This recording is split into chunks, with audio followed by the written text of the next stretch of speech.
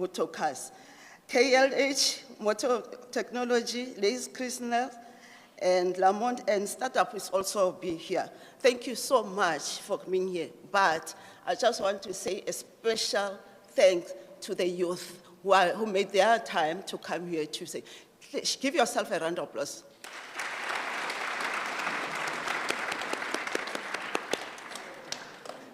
Thank you so much. The city of Tshwane is very proud to host this significant component of the South African motor sector. We do have, in Tshwane, we do have what you call Tshwane Economic Revitalization Strategy. And this strategy is identify 11 sectors, of which automotive sector is one of our priorities. The reason that we are prioritizing that is because we realize that there's a lot of unemployment rate. And yesterday's stats even shook us more. So it was for a serious eye-opener to say, what is it that we are doing as a country? What is it that we are doing as the city of Tshwane? So this strategy is helping us in a great deal because we set ourselves a target. We said to want to grow the economy of Tshwane by 3.6% in the next 5 years and having to try to get a job creation of 80,000. And want to grow economy by between 17 and 36 billion in the next 5 years. So when we came up with this strategy, people thought maybe, we are very ambitious. But we said, yes, we are. Because we don't want to sit on our laurels. We want to make sure that we grow in the economy and people are getting opportunities. Because we feel and understand, because without jobs being created for the youth, our country and our whole South Africa and Tshwane will be doomed. So we came up with what we call a ITUA program. So this ITUA program, again, we set ourselves a target. We said we want to create close to 30,000 jobs. And obviously we know we cannot be able to do it alone. We need the private sector to come on board. So what we did after we launched that ITUA, we've been going to different companies, asking them to place some jobs. So we said, even if it can be just 2 or 3 jobs, we will appreciate that. Because with that idea that we had, we said, the way the structure of educational system in South Africa is so unfortunate. It's not like in other countries like China, where you find that a kid with 5 years old can be able to develop a cell phone.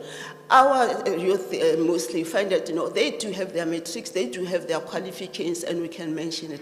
But unfortunately, they cannot be able to buy work experience. So that's where we're coming in. We say we want to help all the unemployed youth in our country to try to get this opportunity to get jobs. So we went to different companies, we went with different sectors, and we rest assured there are so many companies that here, especially in Tshwane, who wants to partner with us. As we speak now, we've got, I'm going to share with you our RQ code. So we do have an RQ code for ITUA, where if you go to that RQ code, you just click that, then it can be able to show you the process where you need to follow. So I want to encourage you today that once, I don't know if maybe the program director will help me, I'll share that information with you. So you just pick your phone, then you do that RQ code. Then it will be able to tell you exactly what to do. So we are looking for different skills in that particular category. So when we go to those companies, we can say, youth in Eersterust as an example, most of them, they can be able to do, maybe carpenting, they can be able to be there, they want to be artisans. You know what artisans is? I mean, if you can look at some of our facilities in the city, you find that, there's a problem of a globe as an example, the tiling part of it, fixing our doors, so that when we conclude with this process, then we can be able to say the youth of Eersterust, what are their needs. But we even go deeper into that because of the same thing that I raised, the issue of the educational system of us.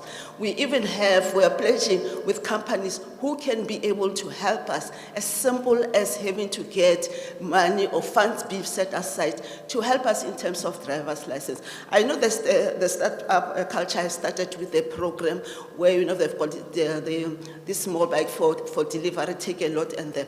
But we want more of the companies, especially who are here today, to say how can they be able to help us to go through us with this difficult journey. We cannot be able to do it alone. So I just wanted to talk briefly about this program, that we are here as the capital city. This program, it's running, the private sector are willing to help us, but we want to hear from you today to say what kind of skill that you have studied for or you want to venture into.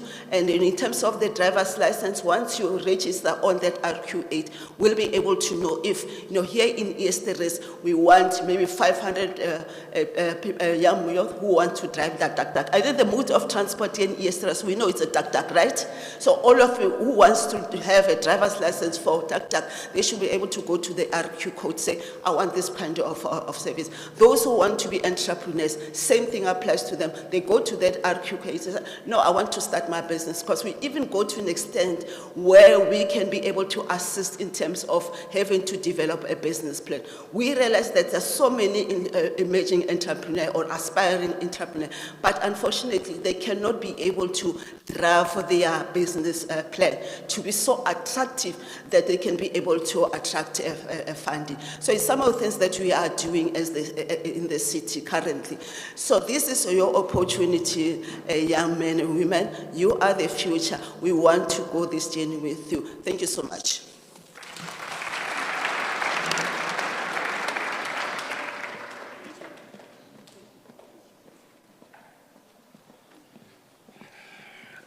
Thank you very much, MMC. Quite interesting opportunities that are there for the young people. And yes, we will ensure that that code is actually put onto the screens as soon as we get it, so that the people can actually can connect onto it. I'm quite excited with the next speaker that I'm going to be introducing, because she ensures that I'm taken care of. I'm quite a fragile person. You might look at my height, but I'm very fragile. And she ensures that she takes care of me as my boss, And the other thing that makes me proud is that she's from here, Eersterust, And who have actually ever thought that a young lady from Eersterust would be a board chairperson of such a big institution as the AIDC. AIDC was started in 2001, and out of AIDC came the AIDC Eastern Cape, and came out TASES. Such a big institution. I won't mention the rands and cents that are involved into it, but for her coming out of the streets of Eersterust to head that board, I'm sure you people of Eersterust are proud of her. Ms. Melanie van Eck, please come forward. Thank you.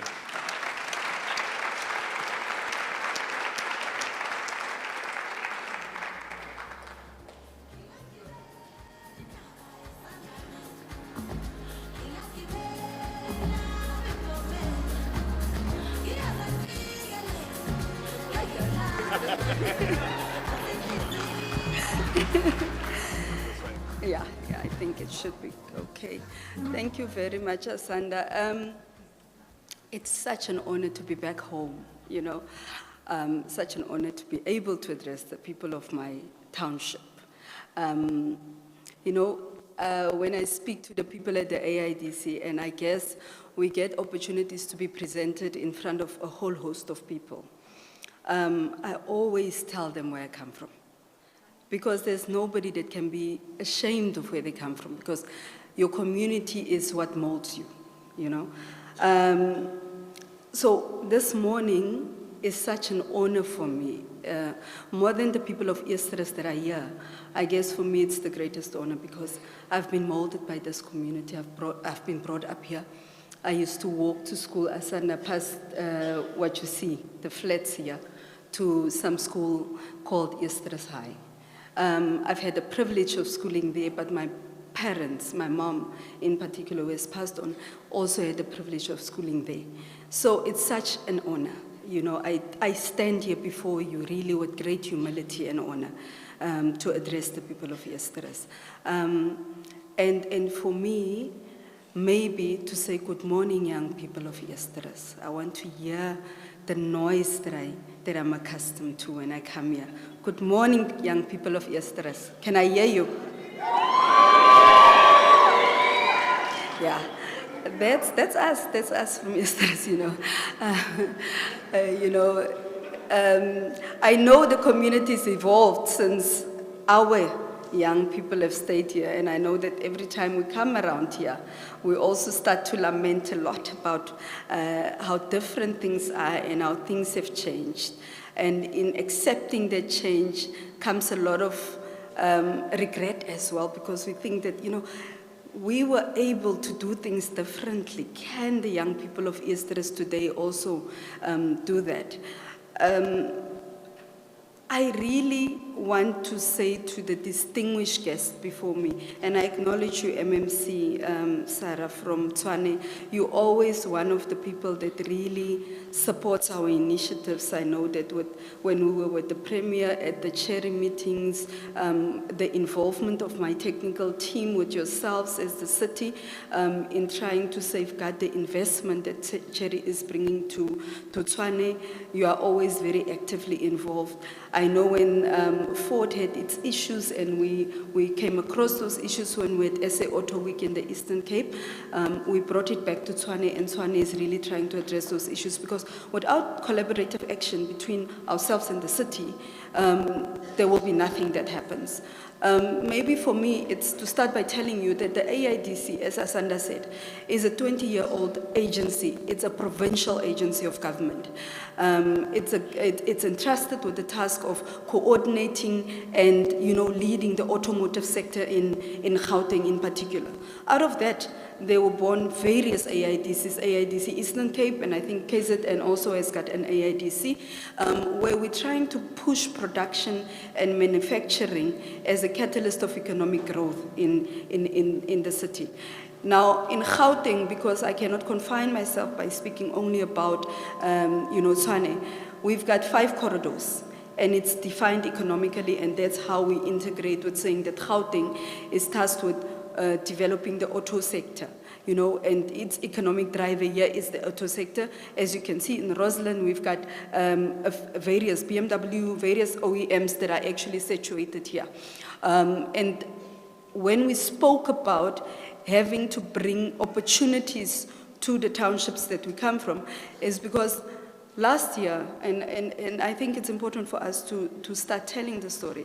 Last year we had a youth day, and I see our councillor Benjamin was so impressed with the plant that is run by Ford. We had an opportunity to get 20 young people from the community, and the coordination was done by the AIDC, because at my request I said, you know, I want young people to know and to be exposed to the auto sector. Get me 20 young people from Eersterust. I don't need to know their names, I don't need to know their parents, I don't need to know who they are, but as long as they are from this community, bring them so that they can see how the auto sector works. They were taken around at the AIDC because we have what we call a industrial supplier park for the auto sector. And they saw how BMW assembles its seats, how there are people that assembles all of the other things that they do there. And they were privileged, like yourself, Benjamin, to see the time that it takes to actually do that. You would have seen that with automation, that if you miss just a minute of the production line, it throws out of kilter the whole production line. But the reason why I'm so passionate about skills development and young people having to be able to be given an opportunity to see these things is because I remember when I was in grade 8 and every second household in Eersterust had an employee from Eersterust for Ford. And that's how we know about the auto sector. And I always say that what a great opportunity, but what a sad reality for us. Because of our pigment, we were forced to be laborers in Ford. My aunt in particular was one, my uncle was one. So it is a great opportunity that it came with, but it always ended with it being the labor force of Ford taken out of Eersterust and Mamelodi. And I always tell the story to the young people that I address, regardless of where it is that I address them. My intention is that beyond being the labor force of the auto sector, we must be people that actually participate in the economy of the auto sector. We've got brilliant young people from Eersterust that comes with various ideas, and we need to cultivate those ideas in order for us to be responsive and participate in the economy meaningfully. If I say so myself, if we say that we've got brilliant people from Eersterust, Asanda would say, who would have thought that a young girl from Eersterust who walked to school, who had no idea that there would be someday the existence of the AIDC, can be tasked with leading such an institution. It means that everything is possible. I'm not from a privileged family in Eersterust. I come from a very ordinary family. Like I say, my aunts and uncles, my mom and dad were workers, not necessarily only in Ford. I think my dad is in the crowd today because it must be very a proud moment for him to see his daughter coming with an institution back and saying, I want to give back to my community. Daddy, if you are here, I don't see very far, you know. If you can stand so that people can recognize you. Don't vandalize my dad's house if I haven't met the promises, please. Where is he? He's supposed to be sitting with, there is he, there's my father. Yeah. So we stay here and we say that the opportunities that are granted by government is opportunities that we should take up. It took a lot for me. I had to get out of Eersterust in order for me to grow in the manner that I did. I don't think it's a journey that everybody has to take because, you know, the more you get out of it, MMC, do you know that I say basically in Matrend, in Reinkiesfontein, I commute from there to church here. That's how attached we are to our communities. So, you know, it's not necessary for people to really leave the community in order for us to grow the community. So what we've brought here today is for us to present yourselves with opportunities by all of the stakeholders that we've invited in the auto sector.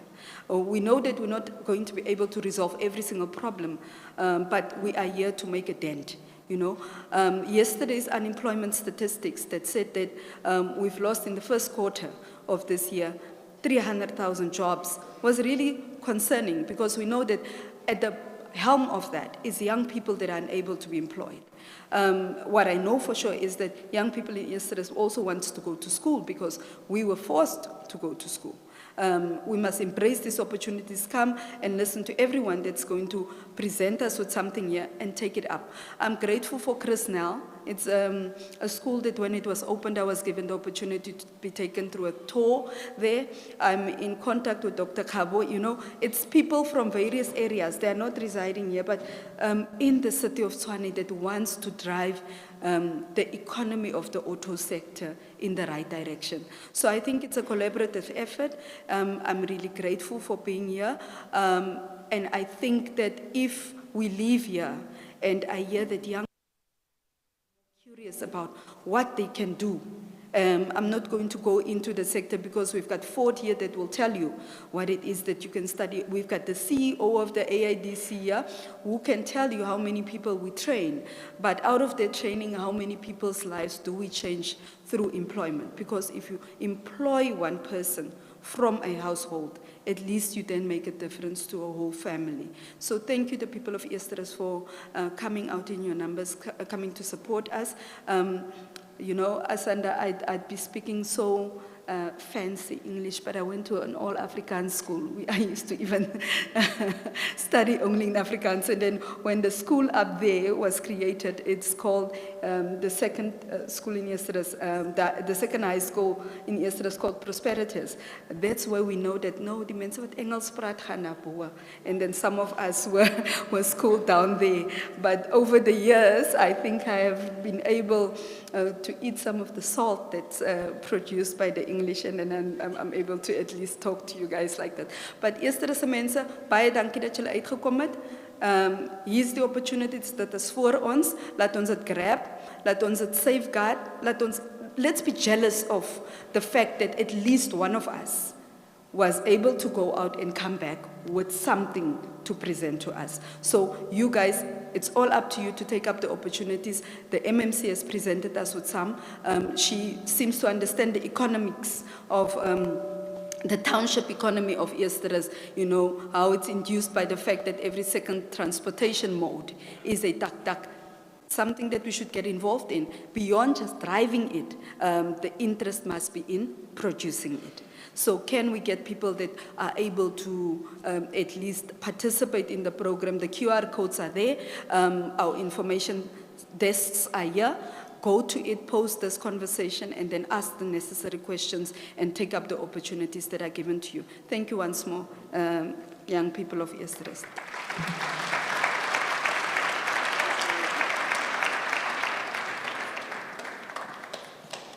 Let's give her another round of applause.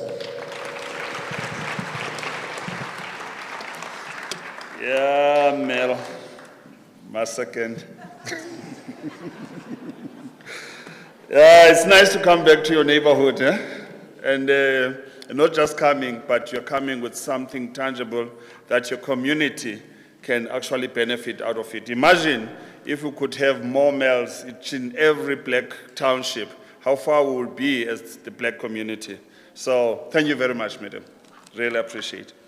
So now, to change the gear, we're going to be going into the technical discussions where we'll be presenting what is it that is available from each institution. We'll start with ourselves, which is the AIDC. Mr.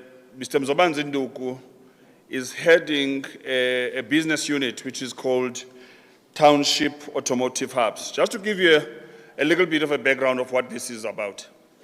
You've got a mechanic who's doing fixing cars for years at the back, and you know, so-and-so is good with BMW, or is good with the Kusheshe, whatever the case. And, but is there for years. Doesn't have a workshop, but you know, if you've got a problem with your car, you will go to him. What we're doing with the AIDC, which we'll be explaining onto it, is to formalize that business. So that that particular so-and-so can actually get to be given even insurance vehicles to be fixed in their workshop, which these workshops are co-owned by AIDC and the city of Tshwane, in this case, for the city of Tshwane. So I'll ask Mr. Ndugu to come forward to present what his business unit is all about and what opportunities lie in that, and how can the people of Eersterust actually benefit. The nice thing is that the Council of Tshwane is here, so that when he presents about these township hubs, you can actually demand that you have your own. Thank you very much. I'm putting you on Good morning, goeiemorgen. Thank you, thank you. Let me first take off this cap, just as a sign of my deep apologies, community of Eersterust, that I'm only able to get time after 3 years of us really having pulled quite a lot of flack and trying in terms of what I'm about to present now, which is the Township Automotive Hubs. I would have wished that I could have engaged with you much earlier, but it's never too late to begin. So I'm representing the Township Automotive Hubs. Let's see. Hello? Hello? Hello? Technicians, please help me, yeah? Oh, there you go. Where am I supposed to point this? You can see it. All right. Just to briefly explain, I'll be very fast. So, Township Automotive Hubs is one of the elements of AIDC.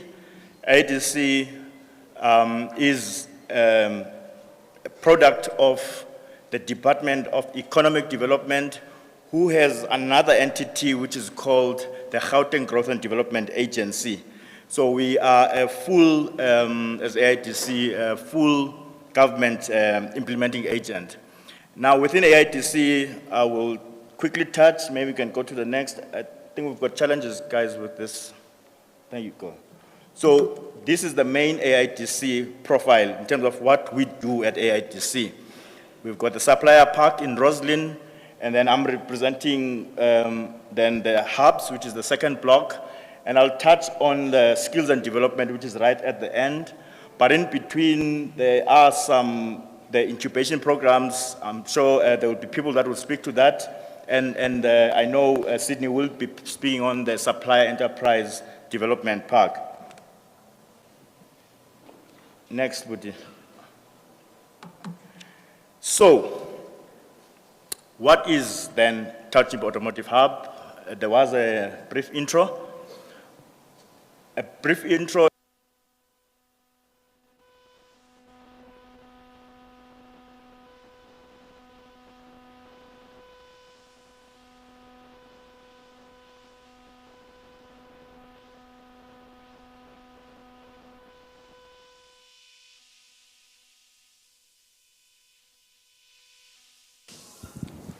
And you can fix this as well. Thank you. So, as the board chair said, this is a government program. This is government at work.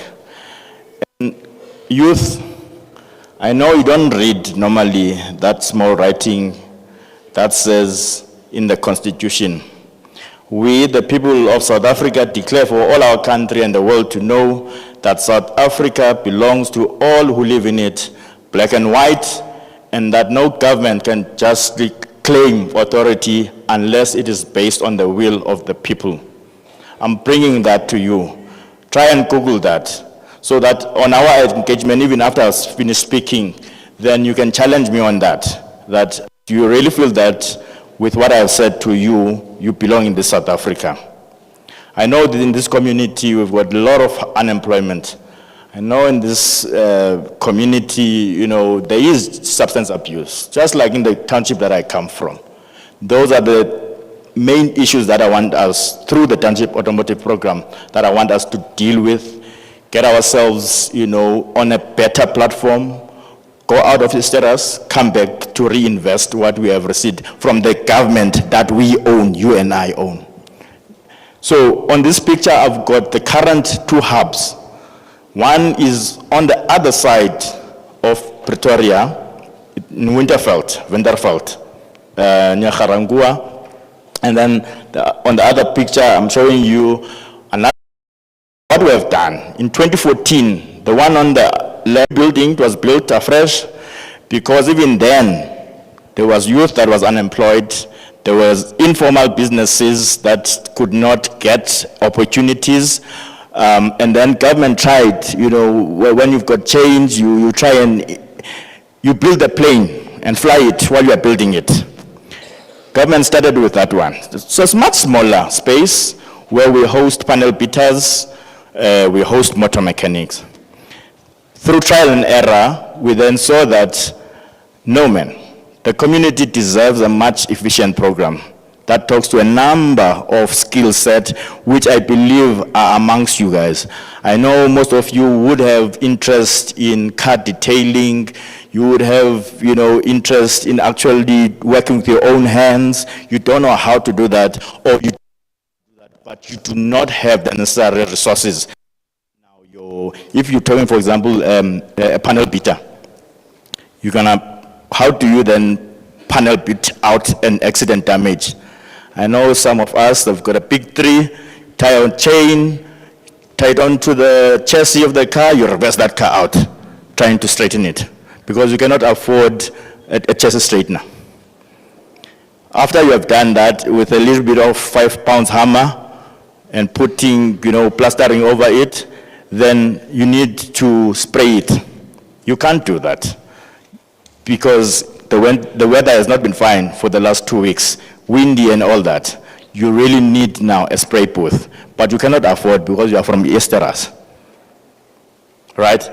So then government tried to sort of how to then help our people, even if we help a small majority so that we can show, small minority, so that we can show what can be done, and hoping that if we do it quite well, then we can replicate this program. So we then opted to get a big space, such as the picture on your right there on the screen, in Chamdo. This was an old building, dilapidated. Government put in a lot of money. They revised, and repurposed that building. They put in all the expensive equipment that an ordinary person from Eersterust would not be able to afford. Next thing, government then said, let's put in master artisans. That will help these people, because if you are not used to working in a spray booth, there's a gap there. If you are not used to working with a chassis straightener, there's a gap there. If you are a motor mechanic, you don't have a diagnostic machine. I think now it's about 350 rand to use a diagnostic machine. So you can't be a good mechanic because it takes you 2-3 days over something that can take you 3 minutes to figure out what is the problem in this car. Government then invested in such. So that is, in essence, what a township automotive hub does. Now, when we started then the program, we were focused on probably your parents who dropped out of school, never really went to a technical college, and then we call those, those that have academic challenges, but they are very good with their hands. Then there is a program in government that's called the Artisanal Recognition of Prior Learning. We said, we know this roadman. He is working on BMWs. He is the best. He's better than the people in Roslyn. Now, how then do you assist this person? Call this person, place him in such a facility, have a master artisan that is going to monitor what does he know. Well, we already know that he knows something, but he does not know enough. And now we use, I'll call it a standard, to say, if I want to take Rodman Mangmang to be a full artisan, have a red seal certificate, these are the things that he must know. Rodman, but you are taking 3 days to figure out a problem that should take you 1 hour. Here's a diagnostic machine. This is how you use it. We monitor him for a week. He really knows how to use it now. Tick. Here is a proper troubleshooting method that is, scientifically proven, that when somebody comes with a car and says, this car is smoking, you don't first go to the exhaust. You don't first go and open the doors. 1, 2, 3 is how you look at it. Once we are comfortable that Rodman knows this thing, then we say tick. Once all the standards have been met, we then say, let us take you now to a trade test center. Because we've done our part, then at a trade test center, they will continue with trade test preparation. Then when you pass that, if they're saying, AIDC, you missed out a few things there. Oh, okay, come, let's fix them. Rodman knows this thing. And you will hear me asking Rodman, we'll touch on that. Now, you get to do your test, you get certified as a full artisan. All this is happening in these hubs. But now, here is something that is a practical solution that government has done. They are saying, while we are still training you and teaching you, you are not doing that for free. We arrange the government fleets, all these cars, white cars, most of them with the G number. We divert them there. This, by March of this year, meaning the whole year going back to April last year, we have invoiced about 4.5 million. 4.5 million, that goes directly to the people, by the way, not to AIDC. You are running your own business. We are just helping you to showcase that you can do this thing. So we are bringing such a project to you. Next slide, please. But the main thing is not just to look. When we come into the community of Eersterust, we train you so that you can multiply. How are you going to? We train you so that you can multiply. How are you going to do that? You must make sure that you are diligent in what we as government are giving you, such that you employ your own. I think the challenge that we have in our communities now, and the current tensions everyone knows on TV, we see people that don't belong in our township, and then there's strife and everything. And I think we need to manage that. And I'm leaving a promise that says, I am coming back in Eersterust. And Chairperson, fortunately, CE has agreed to one of the programs which I'm calling yard-based interventions. This yard-based intervention is, I said when I took off my hat, I apologize that I'm coming late. So I don't know you, but it's a program that I'm going to be coming in and speak to Councillor Lawrence and say, who are your mechanics here? Who are your panel beaters? Who are your upholsterers? Who are your locksmiths? Who are your tire repairers? Let me go to the space where they work. I think I can help this one. I think I can help that one. It's not going to, unfortunately, be, I can help everybody. That is impossible. And I don't want to even leave that kind of a sense that I'm promising to help everybody. But what we will be then doing, we'll be going to your yards, assessing and saying, okay, how as a community of Eersterust can we put what we have, what is good about our program and the limitations of your own yards. Your own yards, you don't live on plots here. So we cannot, unfortunately, build a big workshop. So it will be an interaction between us and you community that says, okay, the five of us can work together. How can you, this is what we're good at, this is what we want to do, how then can you help us? We are not a funder. We are not a funder. We just have good relationships with other government programs that help to fund businesses. Your SIDFAs, your Gauteng Enterprise Propeller, which we have benefited. I think some of the artisans that I have helped, they've been given 2 years ago, each of them 50,000 rands worth of tooling. GEP comes and says, AIDC, we can see he's struggling. What do we need? What does he need? Then you and I, we speak. I say, according to your gap analysis, you don't have this, you don't have this. That's why you are slow here. You could be better here. These are the tooling that you need. We facilitate that, not AIDC giving you the actual money. So in other words, we are that bridge when youth says opportunities cannot be claimed because we don't know where to go, or even when we know where to go, we don't get answers. We are that vehicle that actually facilitate that. Next slide, please, Buddy.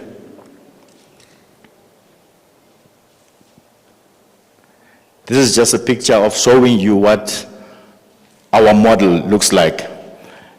In that centerpiece, that's top-class equipment that we imported from Italy. Brand new, being given to the locality of Chamdo in Krugersdorp. Maybe I should say people of Kagiso, so that you know that it's not, it's a real African township. They've got access to such equipment.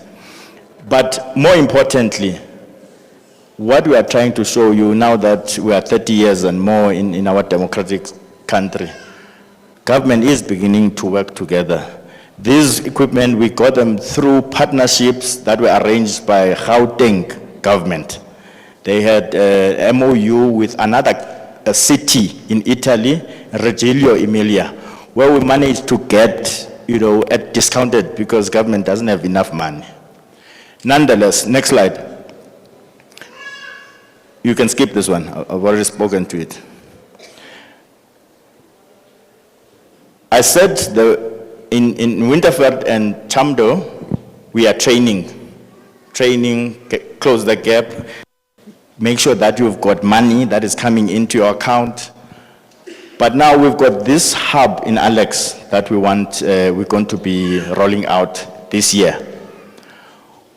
And I'm planting a seed, people of Eersterust, youth of Eersterust. In this hub, we are then saying that you cannot always be trained. You must pass. Now, how do you pass? You pass into your own workshop space. Remember, you didn't have a certificate, you didn't have equipment. So now we're going to send you into another space. Next slide, please. So this building has already been built. It's ready to be occupied by the people of Alexander. It's got 17 workshops. What will happen there, still the same model, will give you access to all the machines that you want. But now when you have passed through our phase 1, you will be now running as an independent workshop. But AIDC will be behind you, supporting you, trying to make sure that you have access to government fleet, insurance fleet, and all that. Next slide. You can skip this one. We've got another one for community in Western area on the other side of Gauteng. Remember, mining has gone down. That community is almost getting extinct. But what we have done, this is a picture of how we take a building. We receive a building like that, no life. Next slide. And then we say, again, fly this plane while we are building it. Clean it up, install equipment, and then run another hub. Next slide. So we will be launching this one as well. Fortunately, private sector has come in. Sibanye Gold is partly supporting us on this. So all what I'm showing you is what we have done. And probably we can even do it better. But then that would require engagement with the people of Eersterust. Now, youth, you would have heard me that I'm saying these people didn't have, certificates and I think the advantage now that we have as youth who are here is if you don't have then the certificate, how can we build for this community something to the effect of what I'm talking about now? I think those would be engagement that we will be having. And the program that I mentioned, the yard-based intervention, is another program that is saying, we're not going to bring a solution for you. Together, we must engage. So all your community forums, business forums, let's talk. How can we then build something of interest that will be material, but most importantly, that you will own it. So that if it's a question of a building that will repurpose and retrofit, you must make sure that you take care of it. Okay, next slide, please. Now, we come to the interesting point. There's a legend in South Africa called Steve Biko. I don't know if some of you know it.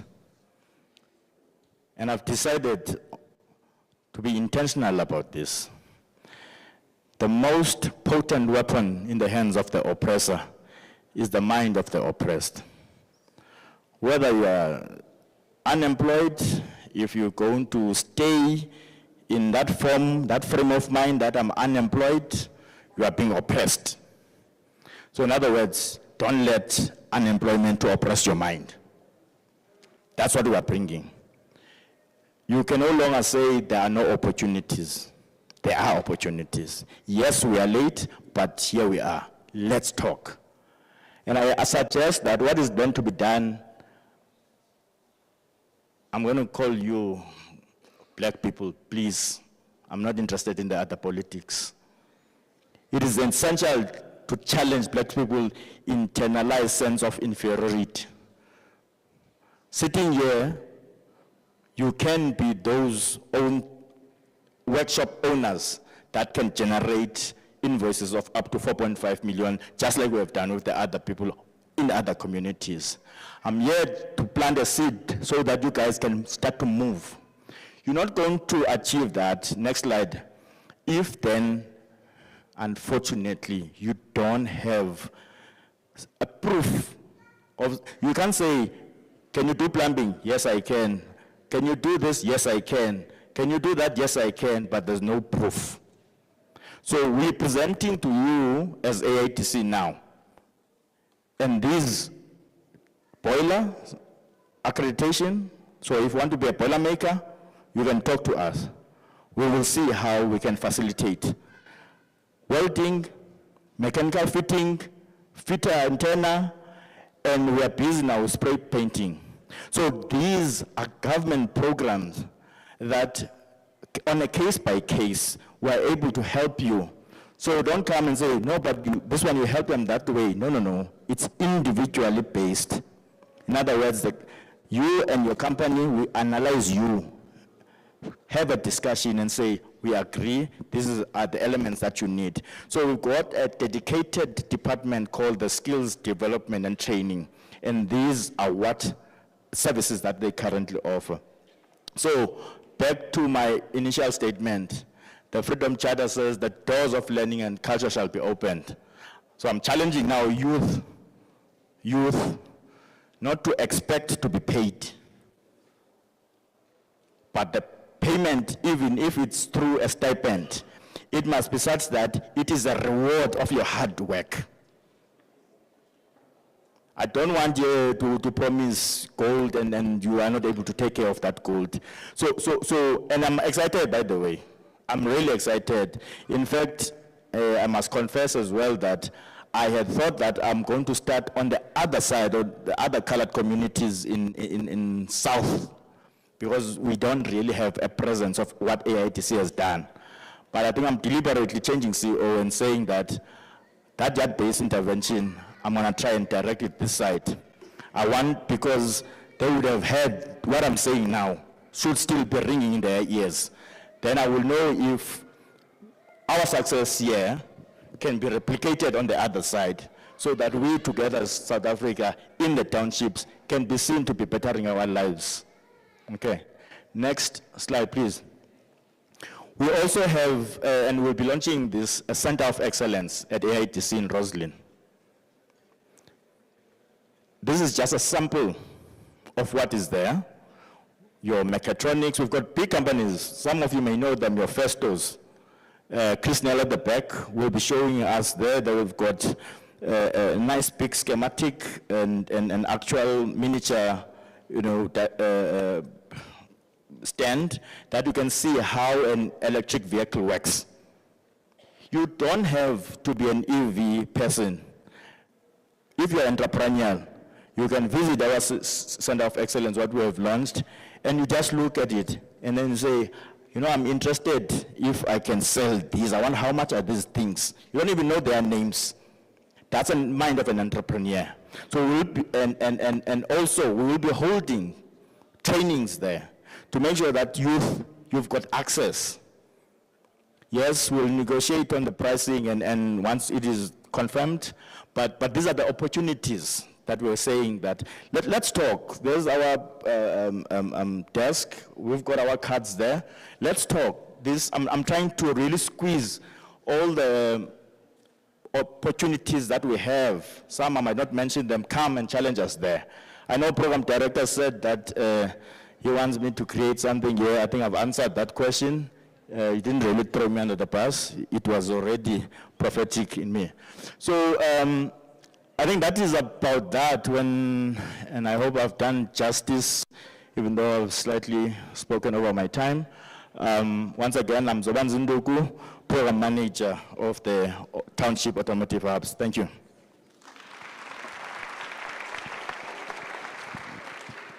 Okay, thank you very much. We'll allow 2 questions for Mr. Ndugu. And then thereafter, the follow-up questions can actually be done at the stand over there. Any questions? Is there another mic that can be shared, colleagues? Okay, so mic is coming.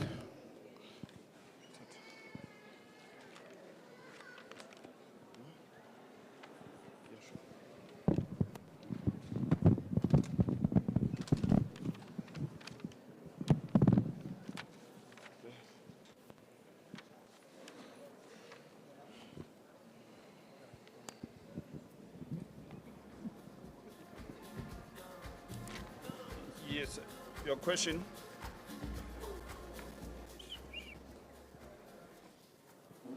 Good morning, good morning. Man, it seems like, you know, our youth have become so despondent with all these projects and so on. When you create these opportunities and our youth go for them, they get nothing. They don't get any opportunities. There was this program of Tazes also where our colored children, I'm telling you, they went to all the meetings, all the programs and so on. They came up with nothing. Now it seems to me like you guys came here and thought of the coloreds as an afterthought, because all these projects and all these centers are only built in the black areas. So now, looks like you are just thinking, let's just make the numbers full. And I don't want these young kids to become despondent, because when they go for the opportunities, they become disappointed. All these children are at all those places. And at Ford, they were saying there's 5,000 colored children who are working there, which is not on paper. There's no proof of that. Our children go for work there every day. So all these projects and so on, I don't want them to become despondent at the end of the day and then give up. And the thing is this, you must stick to your words. You'll say you're going to bring this training and that training. If you say training tomorrow, you want 10 welders for training. Tomorrow there'll be 120 from Eersterust, and nobody is taken from Eersterust. So let us not make Eersterust an afterthought or just to make the numbers full.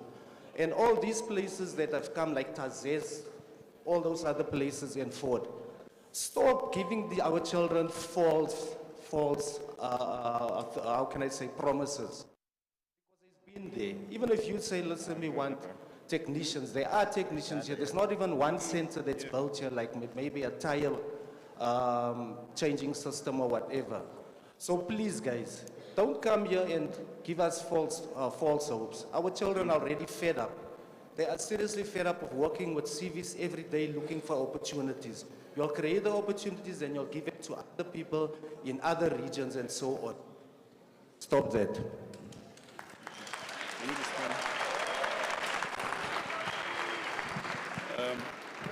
Sorry, let's do this. Thank you, sir, for that point, so that we don't lose thought in terms of the response before the next question. I've asked Mr. Ndugu that I respond to this particular question, and for the reasons that I've got more background as to what has actually happened. We approached the city of Tshwane in 2022 to ask for a site here in Eersterust so that we can do what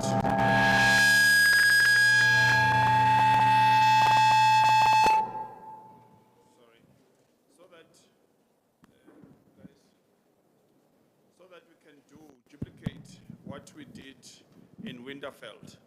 Winterveld is on the other side of Shoshanguve. Up to date, and I'm just concerned that the Councillor of Eersterust and also the MMC for Economic Development are not here, because we have had meetings with the officials of the city of Tshwane. There was a building that was identified, And we've been asking since 2022 that we do a site visit so that we can open a hub in this particular area. And I would like to put that on the shoulders of the council. Switch that one off. I would like to put that on the shoulders of the council of the city of Tshwane to do something for Eersterust, because as the AIDC, we did see an opportunity. We went to them because they have given the building to us in Soshanguve. This is how we operate in these township hubs. We partner with the municipality. We identify a building that is not utilized, and we revamp it at our own expense, and we equip it. We work with the office of the councillor and the office of the speaker to ensure that the people that are going to be benefiting in that particular hub are the people that are in the area of it, not for the people coming from other townships to occupy it. Now, on that particular note, as I have said, we have taken note of it. The colleagues from the Tshwane Economic Development Agent are here. They will be able to take that up, that a hub in Eersterust, we as the AIDC are ready to deliver, but we cannot deliver if the city is not coming to the party and give us a building that we need to work onto it. But, sir, your point is taken. We are not making false promises. We will be in a position to deliver on what we have committed onto. And hence, Mr. Nduko has said he's not promising that we'll be helping each and every person, but we'll do our best to have presence in the community. Thank you. Next. Good morning, good morning.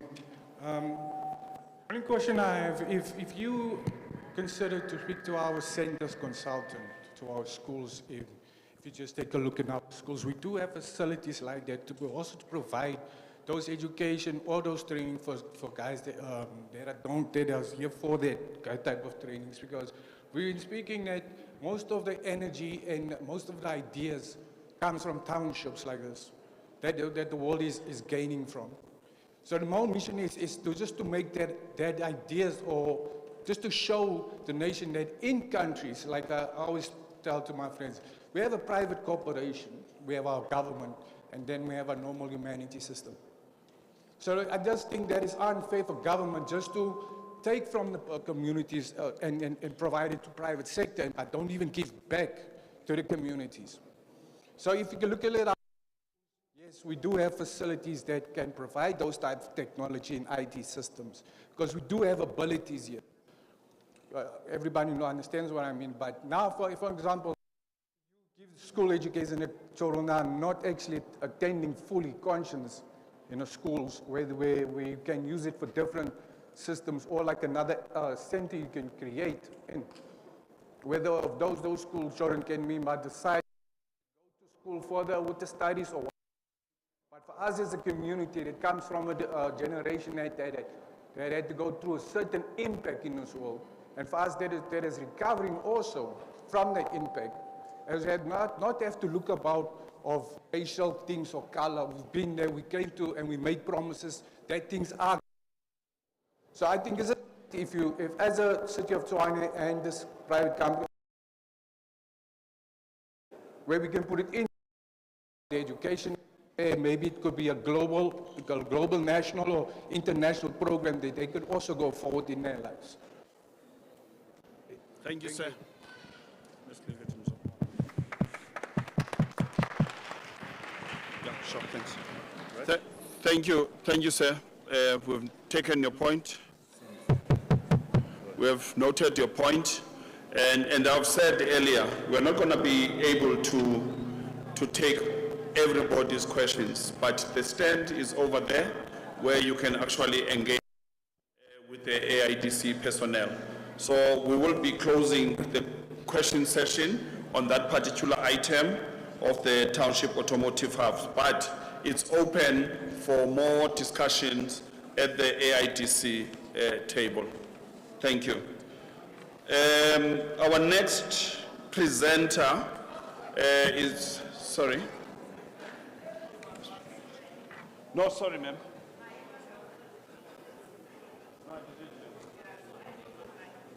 Oh, you need a mic. Okay. Can I share with mine, if you don't mind?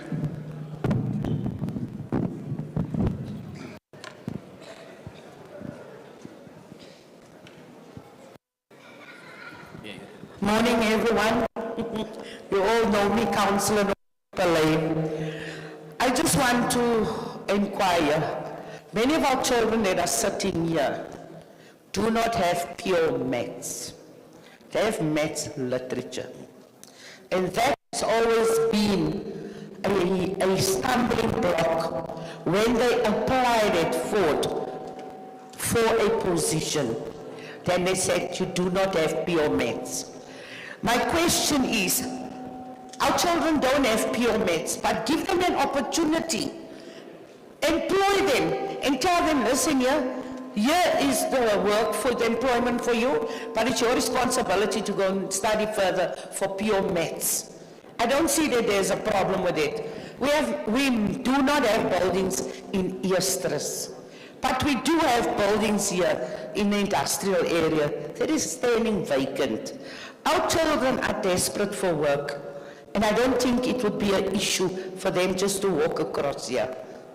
So it is the government's responsibility, as well as Tshwane, to take a look at all these buildings that are empty and vandalized, to start utilizing these buildings. And I concur what the previous person said, that Eersterust is always an afterthought.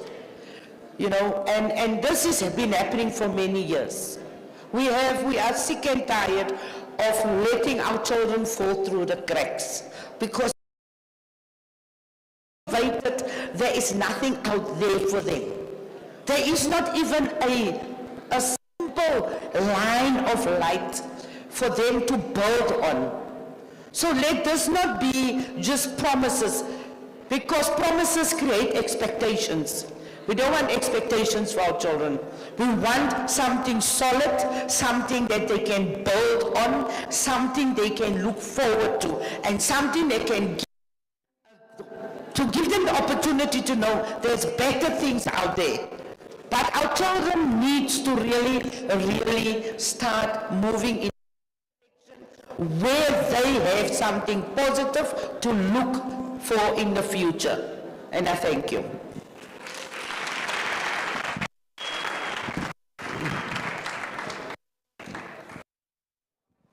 Thanks, ma'am. Point taken.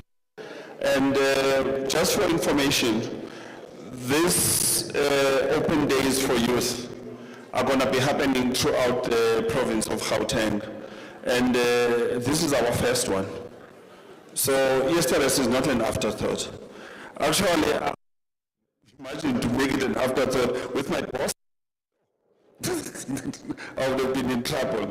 But we are not any afterthought. And as we operated the AI, we looking at communities at large, and we do developments, as I have said, in 20 at the doors of the city of Tshwane, because this partnership is two ways. The city to partner with us. We don't have the capital investment to build these buildings, but when we partner with the municipality, they've got the buildings underutilized that we take over, revamp, and we get the communities to come and operate onto them. And I would like to challenge through your councillor to take it up with the city, because as the AIDC we are ready to open up another hub. As you have seen, there's one in Alex, which the city of Joburg is giving to us. We're busy with the other one in the West Rand. And the one that has not been responsive onto it. Thank you. Sis, if you may come forward, please, Party.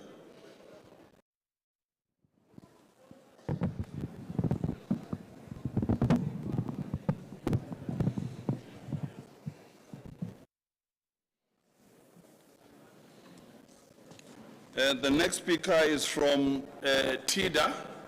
It's Mr. Pati Kubeka, who's the manager for investment, and they'll be taking you through. I gave them my presentation.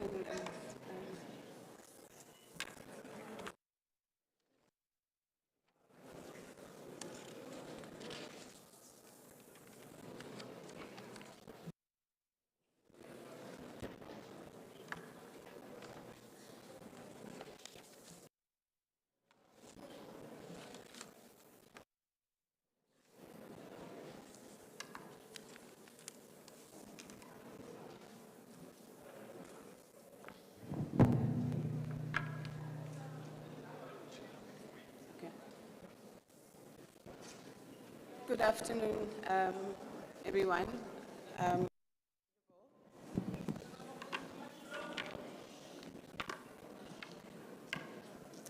My name is Sipati Kubega. I'm from the Tshwane Economic Development Agency.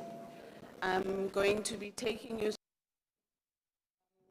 TIDA's role and mandate and function in as far as investment promotion and facilitation, and why we do what and why we have partnered with the AIDC for the work and the initiatives that they have in terms of building the economy of the city as well as creating jobs for our communities. I just want to check, is someone working my presentation for me? Okay, thank you. All right. Just to give you a bit of insight, I think it would be, it's important to just give you some statistics around the city so as to be able to understand the city that you live in. We are situated in the northern corridor of the Gauteng city region. So as the city of Tshwane, we have the largest concentration of embassies located in the city. We are the largest metropolitan municipality in the country, comprising of 7 regions, 100 wards, as well as 200 councillors. Student population, I think, is testament to the audience that is in the room. Primarily why we are here as an investment agency is to try and create job opportunities and grow the economy of the city of Tshwane. As I indicated, the city has about 7 regions. We are currently in Region 6. I'm sure you guys are familiar with the various regions in the city. In this particular region, which is where Eersterust is located, has a large concentration of manufacturing activity happening in this region.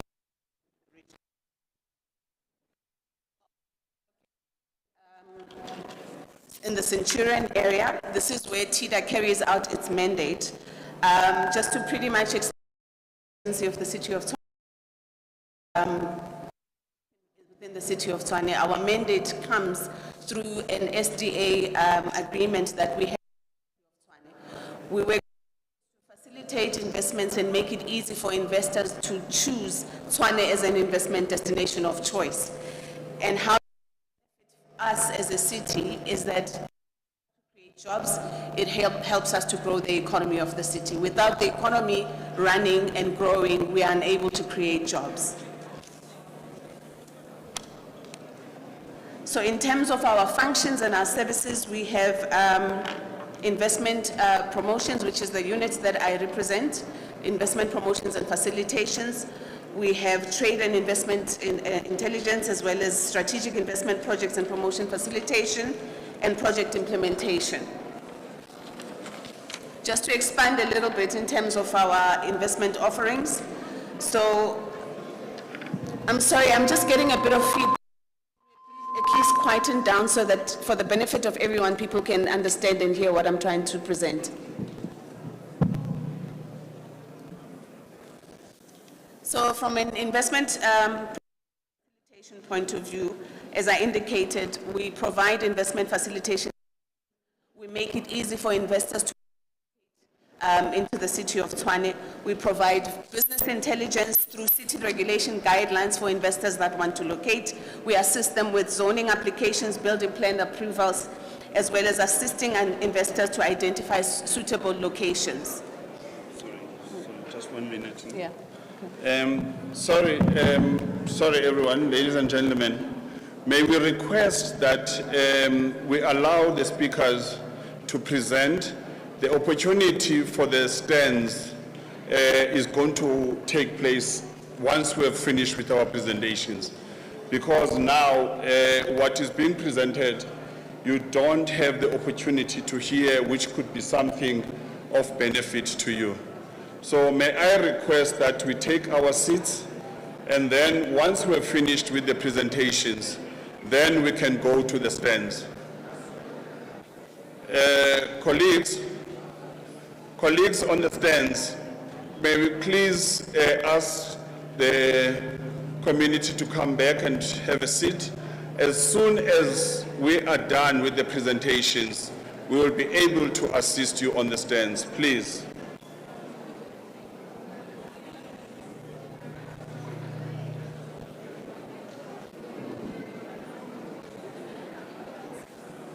I'm just going to continue. May we please assist with these, colleagues?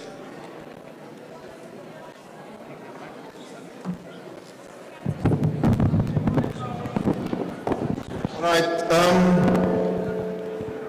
Goedemiddag. Middag.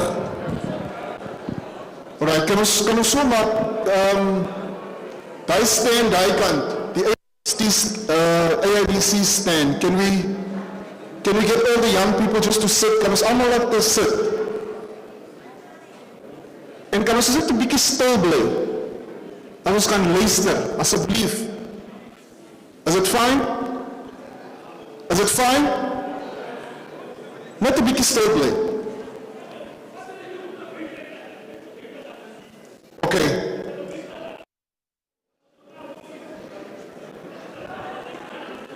Stop it.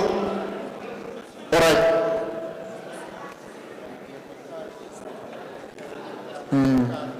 All right. Is almal nou rustig? Die jong mense daar buitekant, ek is bietjie bekommerd dat die jong mense daar buitekant is. Kan die groep van AIDC net alle jong mense wat daar buitekant is inbring asseblief? Is mobiel nie so? Al die jong mense wat daar buitekant is, kan jy asseblief inkom. En kan ons asseblief stil bly en luister. Dankie.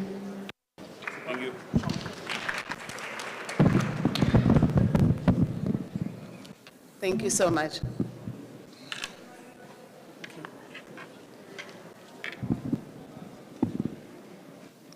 So I was just focusing on the TIDA service offerings. I made mention of the investment promotions and facilitation services. I also alluded to providing business intelligence as well as city which is city regulatory services in terms of zoning applications, building plan, as well as approvals that are necessary for any building approvals. We assist investors as well to identify suitable location. So as you all know, the city has a concentration of the automotive industry being located in the city. So as an investment agency, from a facilitation point of view, we'll assist investors that want to locate at either TAZES or the AIDC. We facilitate engagements between ourselves and those two entities for investors to be able to locate, thus being able to take of any incentives and any rates from a leasing perspective that are available being offered by those facilities. We also provide relevant economic information so as to be able to make it easy for investors to make informed decisions as they invest into the city. Last year, the TIDA, together with the City of Tshwane, launched the Invest SA One-Stop Shop. Our collaboration and partnership with the DTIC as well as the GGDA. They've been kind enough to allow us to extend the services of the one-stop shop services into the city of Tshwane. So we are glad that we already have that office operating fully functional in our premises in Centurion, and the role of the Invest SA one-stop shop from a Tshwane perspective is to assist investors that are locating in Tshwane in terms of approvals and permits as well as visa applications. This is mainly for investors that are coming from international countries wanting to locate and operate in the city of Tshwane. And we also assist investors with access to funding, although we do not fund. However, we have relationships and partnerships with various funding institutions through our DFIs, which are your development bank institutions like your AIDCs, your NEF, and your CIDFAs, as well as the commercial banks that we have relationships with. Our investors will require funding for them to be able to set up their businesses in our premises, in our confines. We also have our services of export development and promotion. This is where we assist local companies, Tshwane-based companies, to take their products to external markets. So we give access to markets for manufacturers and product owners, producers within the city, so that we get them to be able to export their products to other countries where they may be favorable. So we also assist these companies with capacity development that is aimed at assisting emerging exporters to be able to be export ready, such that by the time they need to be able to access those markets, they are ready, they have all the necessary compliance and processes being adhered to from a compliance perspective in terms of export readiness. Our last division is the Projects Portfolio Management Division. This is where we assist with development of projects, and we identify, we assist with area-based development as well as project development and project implementation.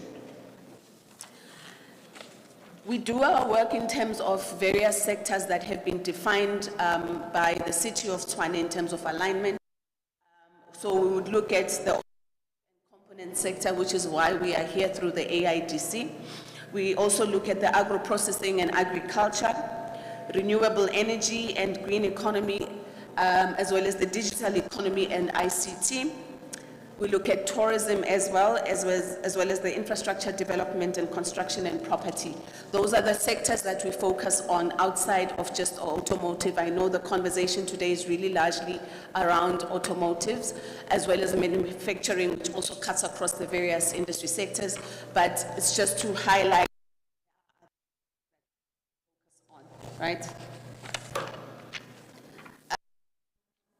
Chairperson made mention about collaboration. I think it's important to just take you through the work that we do as TIDA. We do not do in isolation. We partner with various industry stakeholders that have strategic alignment in terms of the work that we do, so as to enable us to further our mandate. And a couple of these stakeholders, the City of Tshwane being our shareholder. This is our funder as well as our shareholder. We report directly through to the City of Tshwane and making sure that we deliver on the SDA agreement. We have been mandated to deliver on. So that would be the Office of the Mayor, Office of the MMC, who was earlier here with us. So basically it's to ensure that the task that we have been given as an investment promotion agency is delivered to in line with the SDA agreement, SDP agreement that we have been instructed to. We also look at industry. By industry, these are that are in the investment promotion or economic cluster that enable TIDA to deliver on its mandate. We're looking at AIDC being one of them, hence we are here. We've got the DTIC, the GGDA, Invest SA, as well as the local and foreign business chambers who enable us to be able to deliver on our work. So in terms of collaboration, we partner on various platforms and activities that enable us to have access to the investor pool as well as the that we are targeting from an investor perspective. Then we look at investors as a whole. These are local and international investors that want to locate in the city of Tshwane. Our mandate is that of encouraging them and giving them the benefits of wanting to locate in Tshwane. So these would be any companies, whether locally or as well as internationally, that want to locate. We want to give them our first-hand experience in terms of what are the benefits of locating into the city.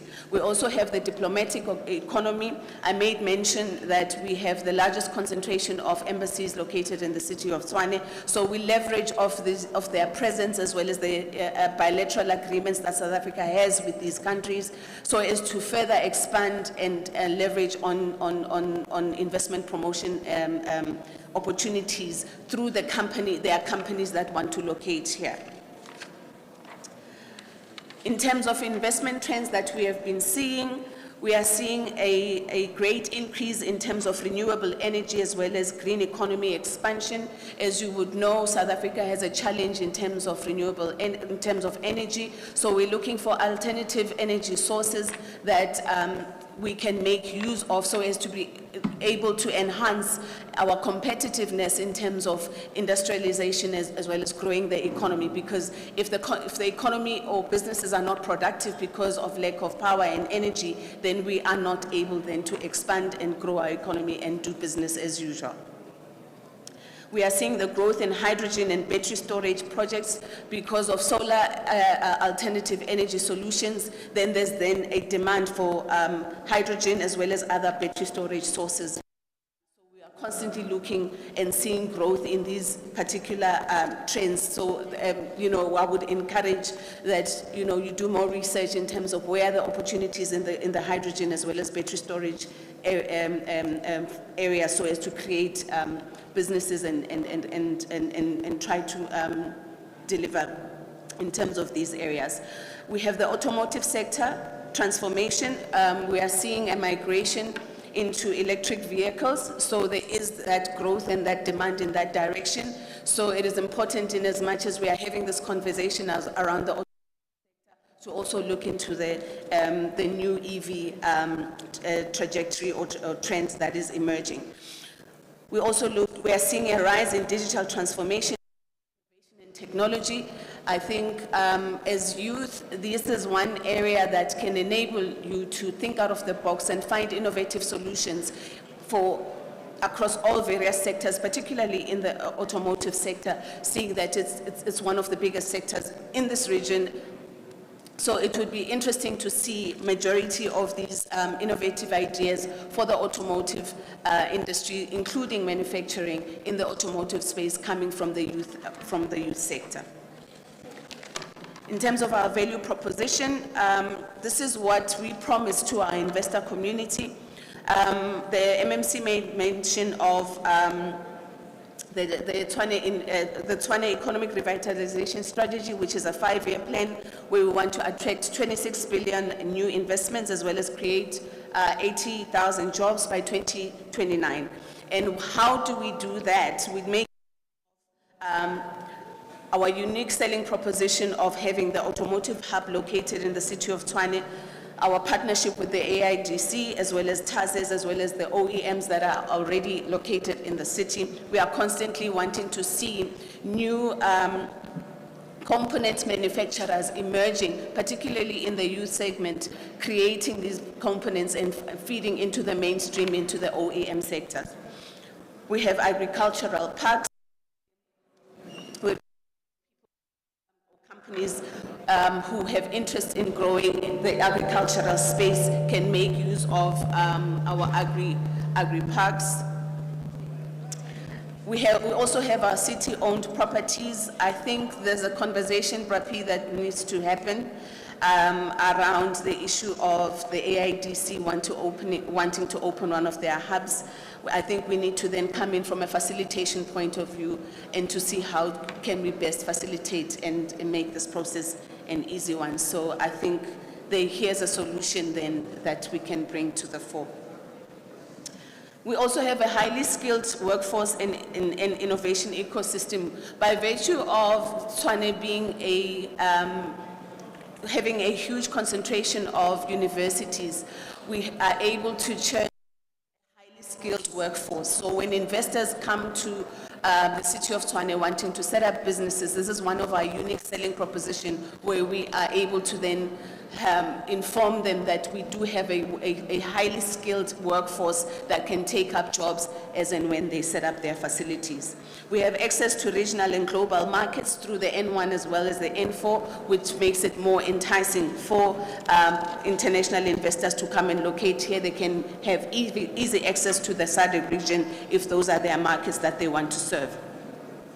We have strong government support and incentives through the DTIC incentive program, which is aimed at companies that want to set up businesses across South Africa. So through the one-stop shop, then Tshwane Investment One-Stop Shop, we are able to then facilitate so as to enable investors to access incentives and make it easy for them to set up businesses. So in terms of our competitive advantage, I've already made mention of the Tshwane One-Stop Shop for investor services. We also have the city's investment enabling initiatives. Through the strategic investment initiatives where the city has set up an investment portal as well as the priority business line where investors can then make use of those facilities to track the progress in terms of their investment inquiries. We are also setting up a system for the ease of doing business indexes so that we can track and see where are the challenges and the gaps that investors are finding when trying to deal with the city and making sure that their inquiries are being facilitated. We have a strategic location within Gauteng, in the economic hub.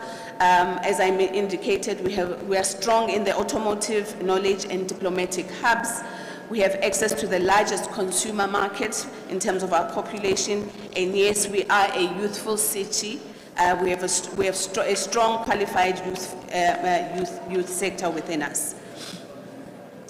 In terms of our investment promotion, as I indicated, we have the investment promotion division as well as our export division.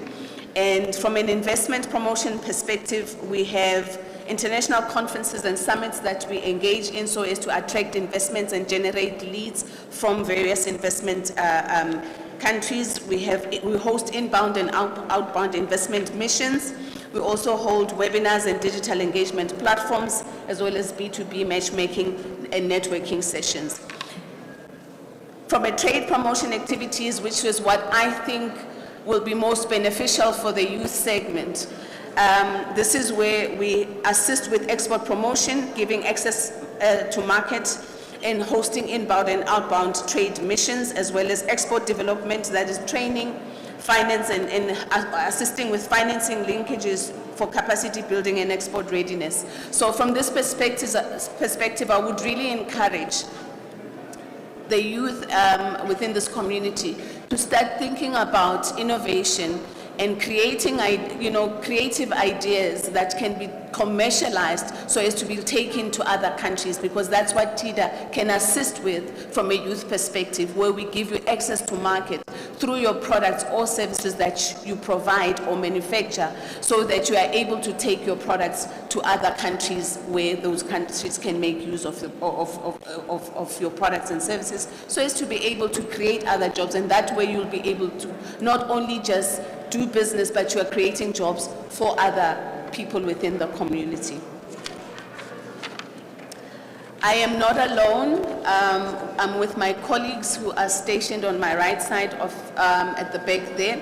So for any further information and any other queries, please feel free to engage us. We'll be waiting for you at our stall. I thank you.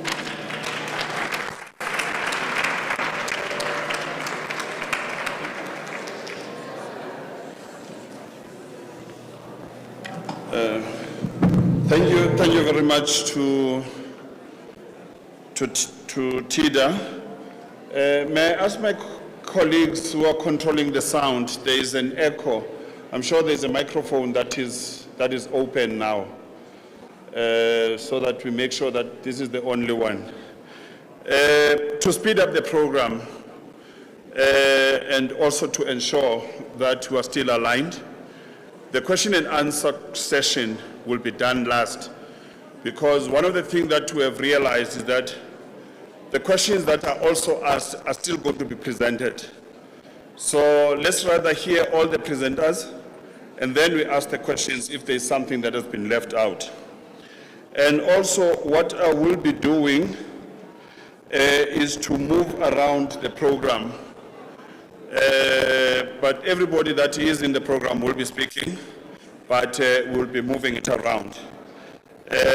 With that being said, our next speaker presenter will be Mr.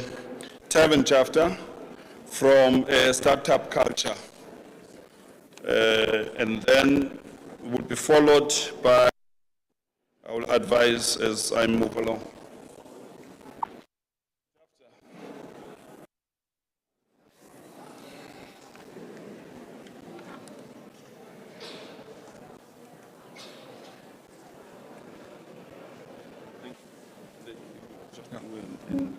Very high level. All right. Again, can you hear me? All right. Die hele proses, I don't like to be, die hele proses is in werking gestel om ons te help, right? We are all here to be helped. Right? So it's not going to help if, as colleagues are presenting, voor, then we're not listening. Because here's the problem. He missed an opportunity. En dan môre, dan complain ons. Ja? So ek vra net vir 5 minute van julle geduld.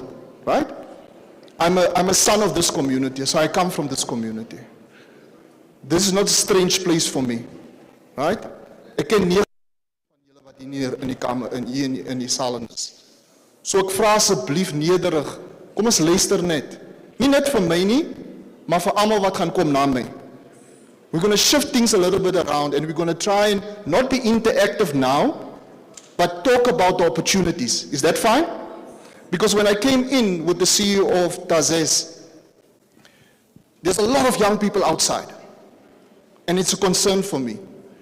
And the reason why it's a concern is for me is that we're sitting with a ticking time bomb. 9 million young people are unemployed. 9 miljoen jong mense is unemployed. Gister se statistics wat uitgekom het is 12.2%, even 12.5 million young people unemployed. In this community, it's worse. And every time when I come into the community, I'm just saddened. This community produced a lot of good people, a lot of successes. Some of us that are standing here, it's not because of ourselves. It's because we were birthed by this community. Right? So I just want you to listen to us for 5 minutes. Listen to every presenter that is going to come afterwards. And dan kan jy maar later a conversation gaan hê daar buite kan. But don't spoil it for someone else. Is it fine? Thank you. All right. Did you close my presentation?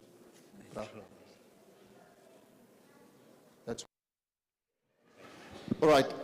So I'm from Startup Culture. We are a bespoke enterprise entity, not funded by the state, so ek kry nie geld van die staat af. So niemand kan sê ek is korrup nie, né?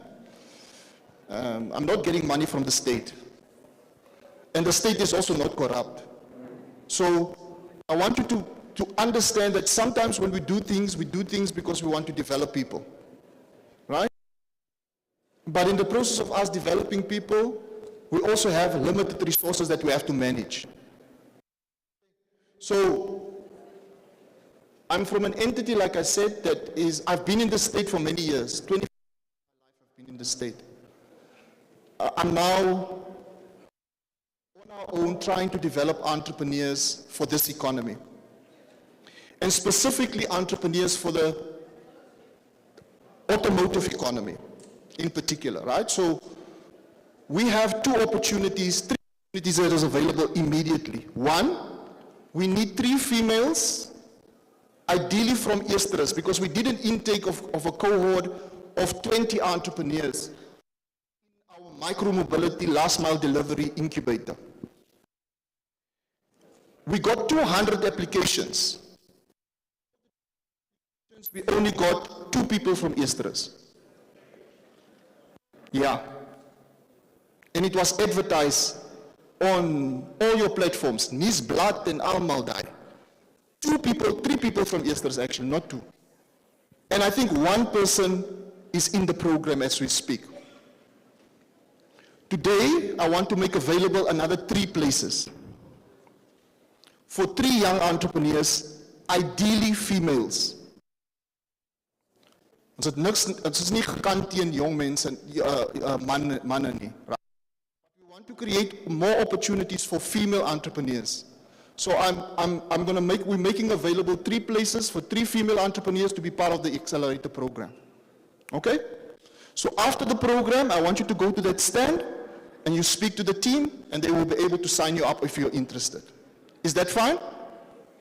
That's the first one. Next week, I think by the end of May, we're opening up another call. We want 40 entrepreneurs. You might have started a business, you might have interest in starting a business, you might want to do certain things. We want to bring you into the fold so that we can help and support you. So 40 entrepreneurs we want to make available. I think that call is going to come out in the next month or so. By the end of May, we will open up that call. And we will put it on Nuusblad, en ons gaan het ook op Poort FM sit. 40. Right? Can I see who's going to apply? Right. Right. Anders wat jy apply nie, fine, dololo. That's fine. Let's just come after the stand, give your name to Michelle and the team there. We'll have a list of young people so that we can also send directly to you. So that there's no in-between person between the Nuusblad and all the other platforms, maar ons stuur dit direct na jou toe. All right? And then we also manage, or we're also part of Co-Space Entrepreneurship Village. So it's a space for entrepreneurs, by entrepreneurs, where we have over 300 different spaces, factory spaces, warehouse spaces, small spaces to help you to start your business. Right? So we're going to give a 50% to 50 people that are already in business. So you must have started a business. Right? So 50% discount on your rent. Is that fine? Is it fine? Now I'm talking to those, wat noem het die jong mense, entrepreneurs, groot mense wat al klaar besigheid het, en jy weet nie waar toe te gaan nie. I want to make available 50% discount for you to get access to a space into our hub, and we can provide you with additional support services. Is that fine? So 50% discount on your rent, and 50% for those that can come into one of our spaces. Can I have control over my presentation? I'm quickly going to go through some of the slides. Next slide. So this is a slide. Can you see the slide? That slide, the slide before this one. Go back to the slide before this one. This is our reality. This is our reality. We are a youth country. Huge youth dividend. But the problem is our young people are unemployed. And in some cases, our young people are unemployable. Nothing wrong with you as an individual. As niks fout met jou nie. It's just that you don't have the skills that the economy wants. Right? And that is the problem that we need to solve. And for us to solve that problem, we have put certain strategies in place within the city of Tshwane. I came from a meeting now with the Economic Development Council. I think Councillor Lawrence is part of that committee. Councillor, I didn't see you in committee today. We had to present and answer some tough questions, Councillor. But the reality is, we we are putting things in place to change the discourse around. And for us to be able to do that, we're going to train young people on the skills that is required for you to get a job. We're not here to promise jobs. We are saying that we need to upskill you to a level where you can get access to the jobs. Can you go to my next slide, please? So this is who we are. This is what we do. Skip to the next slide, please. Next slide. Next slide. Next. Okay. So we've been in business I've been in this space for over 25 years, been in the enterprise development space for 26 years, and our team has over 40 years experience. So we're not new. We know what we do, right? And what we're trying to do is to have a few pillars in terms of building skills, but also building new entrepreneurs. Can you listen, please? Thank you. Thank you. Da, so da, da. Yeah, sharp. Thank you. All right. And we work with different types of stakeholders. One of the stakeholders that we are saying that needs to be done in Eersterust in particular is how do we get Prosperity School to really be converted into a technical school? Right? And it's not a promise that I'm making from this podium. It's something that we have to do. Because we need young people to not, it doesn't mean that you didn't go to university. Jy's dom. Jy kan met jou hande werk. And that is what the new economy wants. This economy wants people that can work with their hands. Artisans, people that can build, people that can weld, people that can do plumbing. How do we get those young people into opportunities? Right? So there's two programs that we are, I'm not sure if our colleagues from the MBI is here, or if they're going to be on the program. But there's a program where we're trying to build young people, and we're going to come back into Eersterust, where we're going to recruit young people into what we call the RMI program, the repair and maintenance economy. Because buildings need to be maintained, correct? Die gebou moet gemaintain word. Wie maintain die gebou? Right? How about it if entrepreneurs can be developed to maintain this building?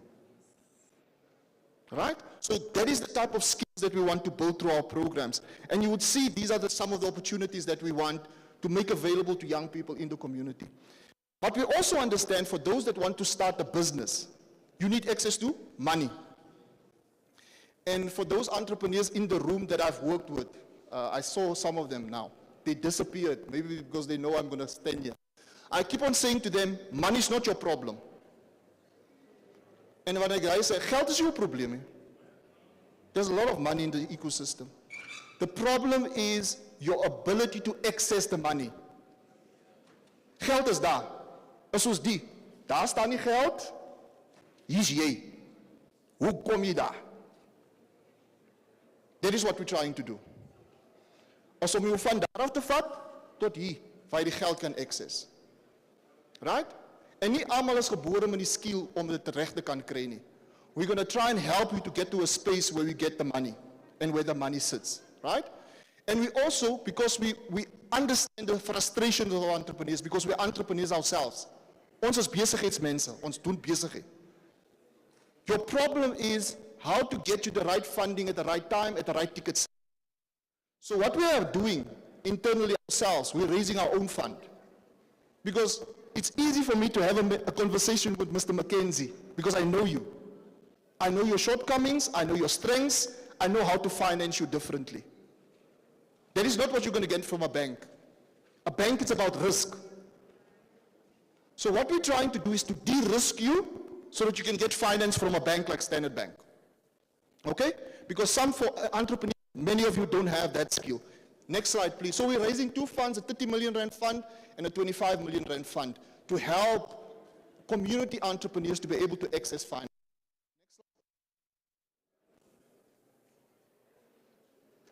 Next slide. Next slide. Next slide. All right. These are the two things that I've just spoken about. So on the one, we bringing in young people in the automotive sector in what we call the last mile micro-mobility space. Julle sien die bikes. Eersterust het die grootste konsentrasie van tak-tak drivers. Do you know that, ne? Of any other community.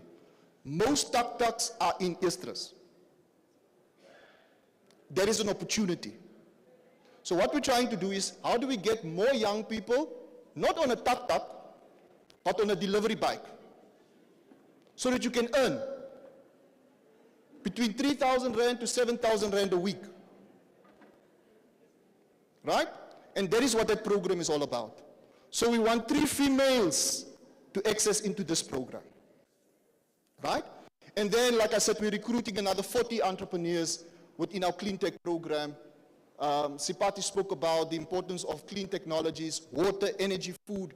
So we are the implementing partner for the technology responsible for clean tech in South Africa. So what we're trying to do is to make sure that we build entrepreneurs within the clean tech sector. Next slide, please. So 40, 120, 13, and 20. And then co-space, some of you have seen our space, some of you have been to our space. This is where we want to offer you 50% discount on rental space for the next month. Next slide, please. That's the 50% offer. So it's not that I'm lying. That's the 50% offer that we will make available. Next slide, please. Right. Then we're also recruiting entrepreneurs for our startup program. It's a tech startup program where we're recruiting entrepreneurs in Internet of Things, artificial intelligence, all those what we call frontier technologies. Now I know on Saturday we're here again with any seller. And any seller has built a platform, a digital platform. So the likes of any seller, those are the type of entrepreneurs that we're making this program available. Right? Here we want as many applications. If you have an idea to build an app, want ek weet, jong mense vandag wil net apps bou. Apps for food, apps for this, apps for that. Right? If you have an idea to digitize anything, we would love for you to apply for this program. Right? We're going to put this program, we've already started to communicate this program on Poort, not Poort, on Nuusblad, and we will continue to promote it until the closing date. Now, again, ek het gesê, kom van die community. What we need to change, guys. Let's look at ourselves. Nee? So self, ek moet aansoek doen. Niemand gaan vir jou aansoek doen nie. Right? We have a lot of young people that are unemployed. We need young people to apply for these opportunities. Even if you don't know anything, apply. It's our responsibility to help you. But if you don't apply, how can we help you? Okay? So this one, we want as many entrepreneurs. If you don't have an idea, if you only have an idea, we would love for you to apply. And we're going to provide you with structured support from mentorship, working with you, business development support. We're going to help you with skills. We're going to help you with technology. We're going to give you an asset that you can work with so that you are able to get into this sector. Because this is the future. We can talk all we want. If we don't build young people in the future economy, we're going to lose it. And unemployment is just going to get worse in our community. Right? So, parents that are in the room, ouers wat hier is, ek sê dit met trane in my oë. As wil jou kind nie aansoek doen nie, doen aansoek vir jou kind. But let's get the applications. It saddens us as startup culture. When we put these calls into the market, we always get the least applications from Eersterust. And the most applications from Mamelodi and Almapias. And it saddens us. But we work with young people that is interested, that wants to improve their lives. So again, I'm asking parents to please apply. And young people, vat verantwoordelikheid vir jou eie lewe man. Hou op complain. En doen aansoek. Right? Next slide, please. Next slide. That's all I've spoken about. What do? We follow what we call a structured continuum, right? Again, remember ek het vir jou gesê, die geld sit daar, die DFI's, hulle sit met die geld, die opportunities, jy moet hier kom. Okay, die geld is hier, jy is daar. Hoe kry ons so tot daar? Ons volg 5 prosesse. One, we have accelerator programs that will help you, right? Then we have what we call a startup school. A school where we reskill you. Because none of us was born entrepreneurs. Correct? Niemand van ons is hier gebore een entrepreneur nie. I was not born an entrepreneur. Right? So how do we get you to a point where you really understand what entrepreneurship is all about? Then we run master classes at no cost, where we help, we equip, we skill, we guide you to the money, where the money is. Then we also have partnerships, because we believe that we are not a vacuum. We can't work in isolation. For us to be able to get you access to money, we need to make sure that we work with the right partners. So we have a range of partners, from Ford Motor Company, Tazes, and other partners that we work with to try and unlock opportunities for you within the supply chains of these companies, right?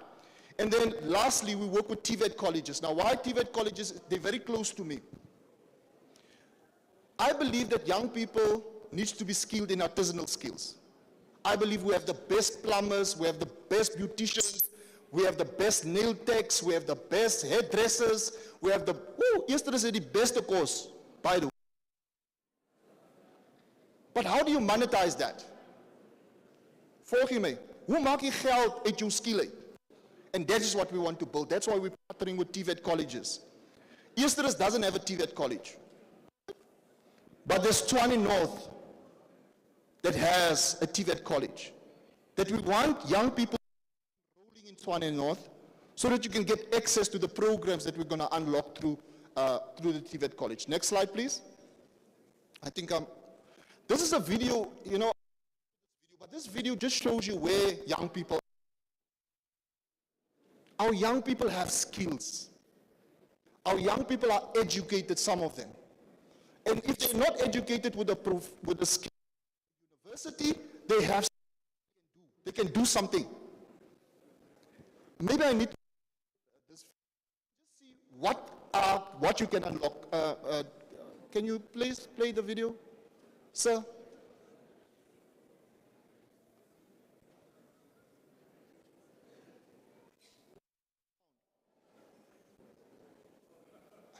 Okay. The first one is about beauticians and people. You know that you can garments and beautiful stuff, and you can make good money. That's an opportunity.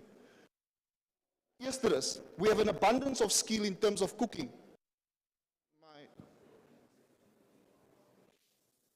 All right.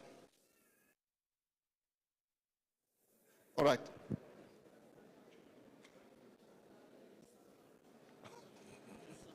All right, so there's cooking, there's city planning. The city of Tshwane needs to be planned. There's certain spaces that needs to be built.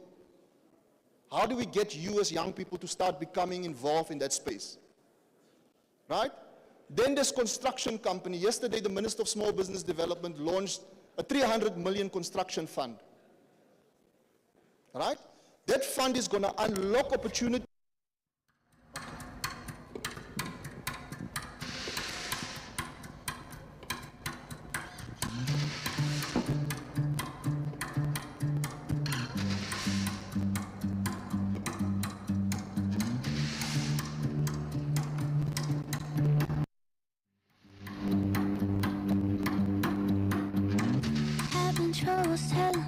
How I feel, but I can dance. Couldn't possibly tell you how I mean, but I can dance. So when I'm tripping my feet, look at the beat, the words are written in the sand. When I'm shaking my hips, look for the swing, the words are written in the air.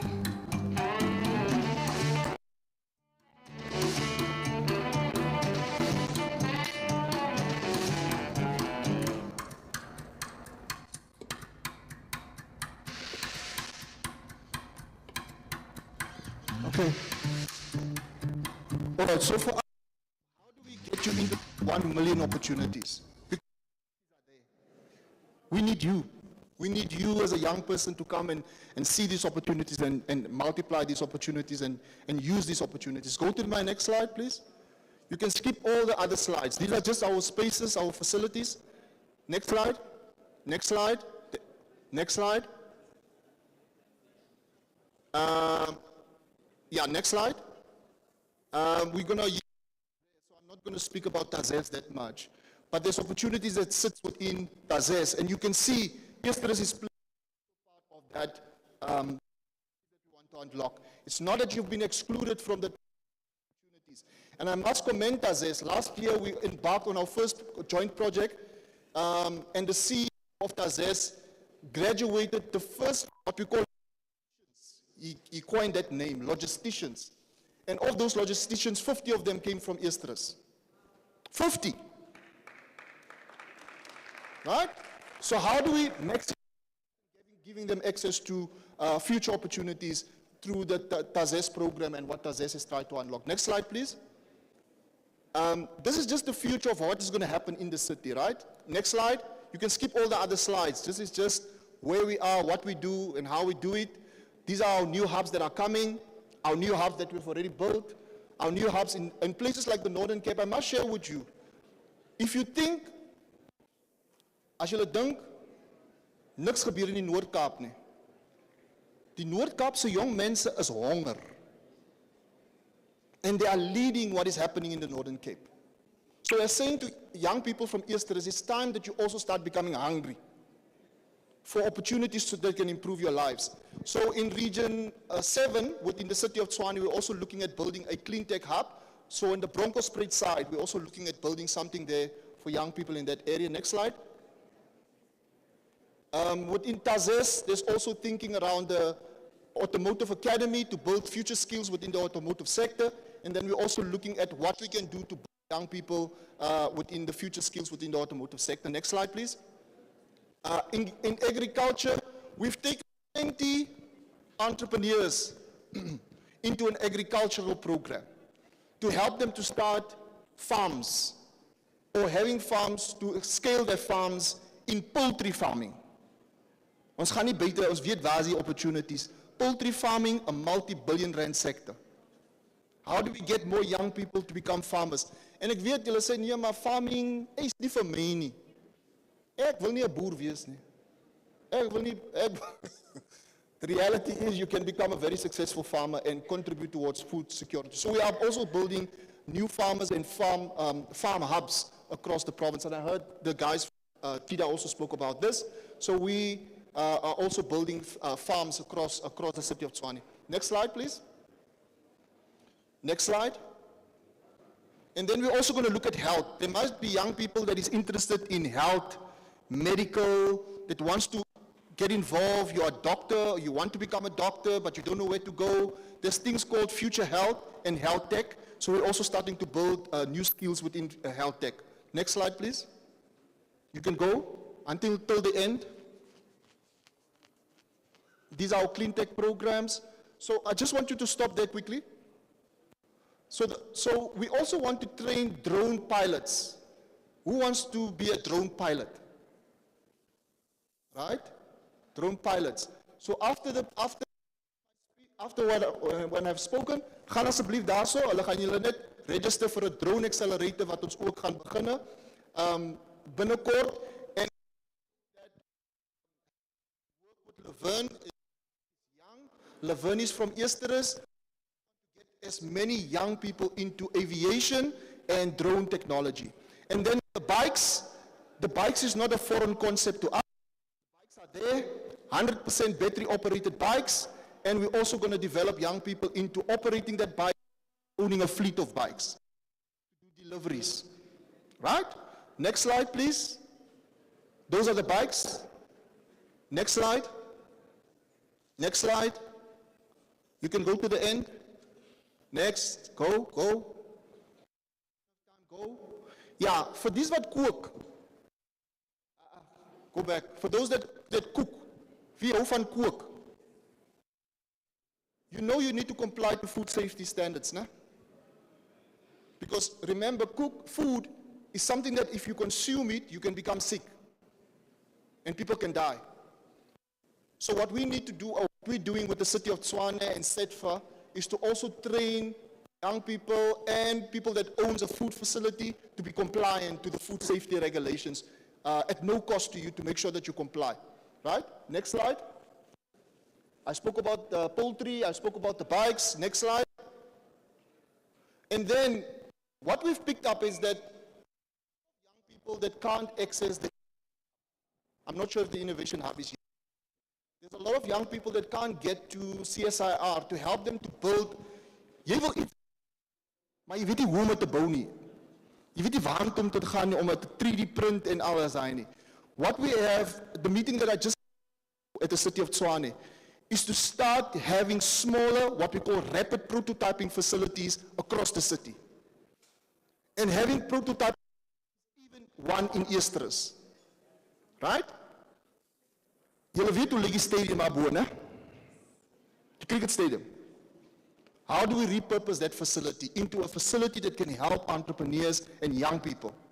That is the facility that we need to repurpose. It's not my space, but what we are advocating is for that into a rapid prototyping facility so that we can get young people to start building the dreams that they have.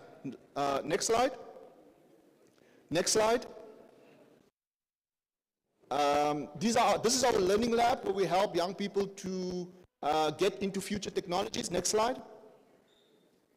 Next slide. Next slide.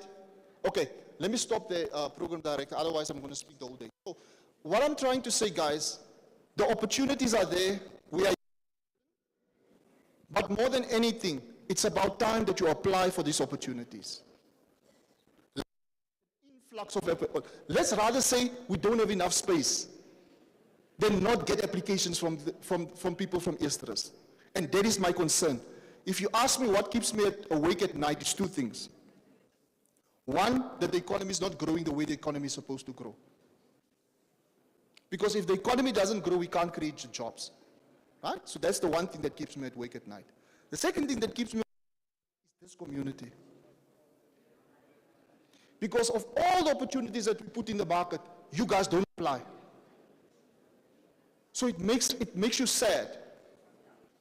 So all I want when I leave this podium is a commitment that you guys start applying for these opportunities.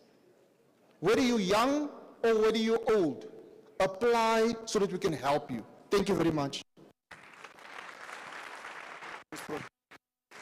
Thank you very much. Thank you very much, sir.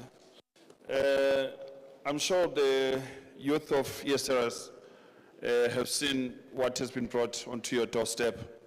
It's up to you to grab it with both hands. And thank you very much, Mr. Chafta. We're going to give an opportunity to Ms. Cindy Naidu, LabourNet. LabourNet is an institution that specializes in employment, legislative compliance, and they're going to be coming through to tell us what is it that they have got. Sorry? They're gone.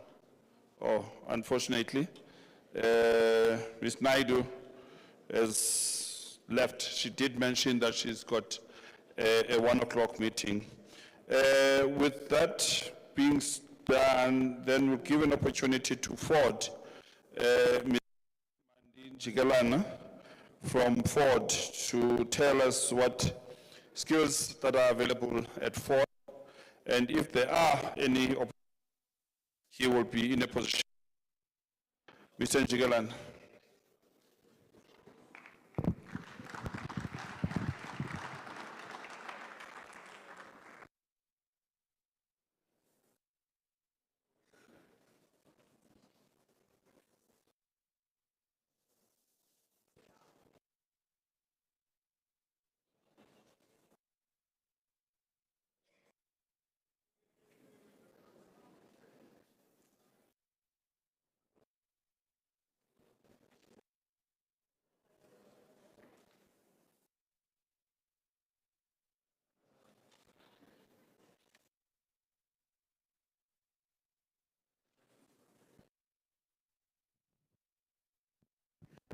Okay, good everyone. So ready? Let's get on to.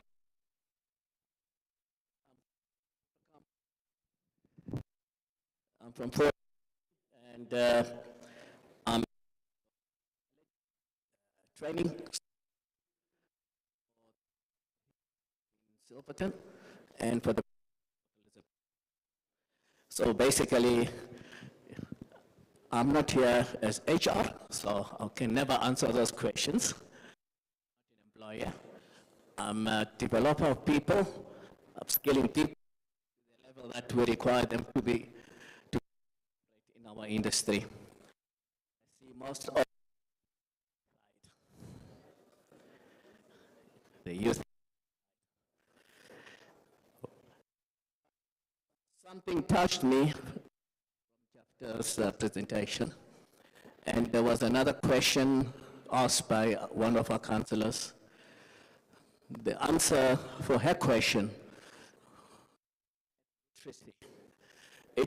we can't blame the industry and for requiring those as minimum requirements for entry into any program.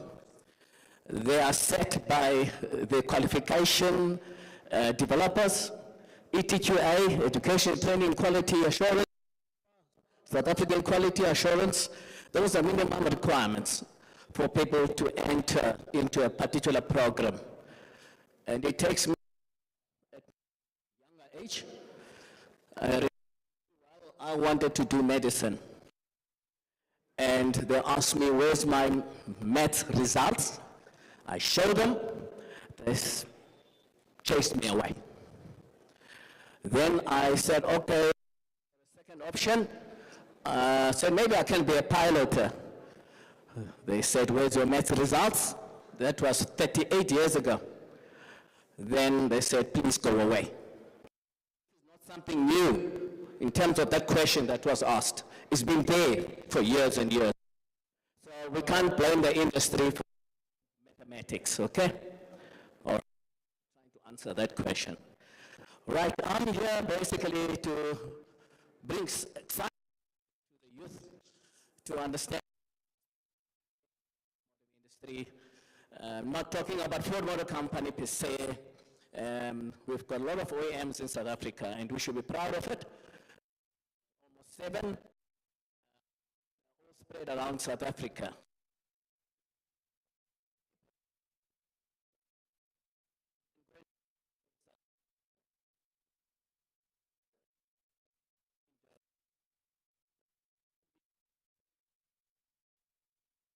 From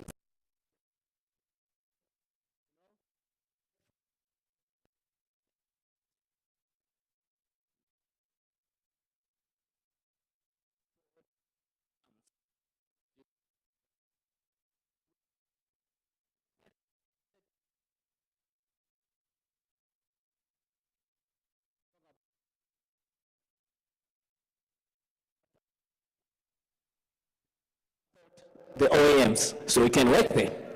And they also have their where you can get opportunity and also work there. So, Mr. Jaffa said, there's opportunities here, standing there.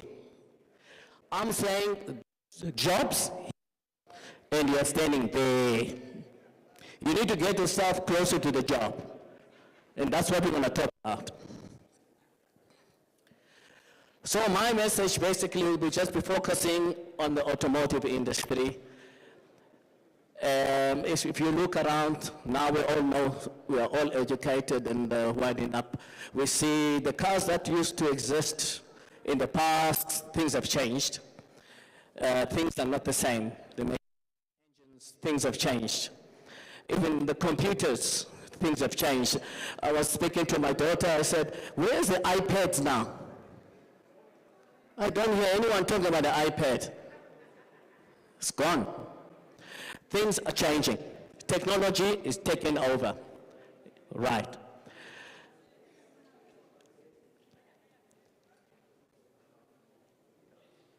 Young people.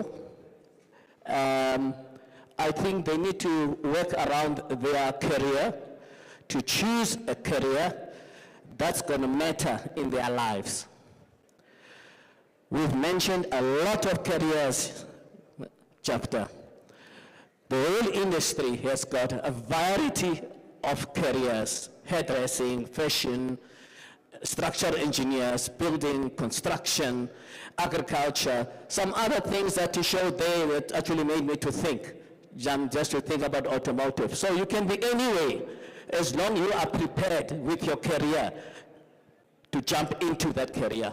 The only problem is we are not encouraging ourselves to get in, to be ready for a particular career. We are all sitting and waiting for opportunity by luck. Luck is not going to help any of us. All right.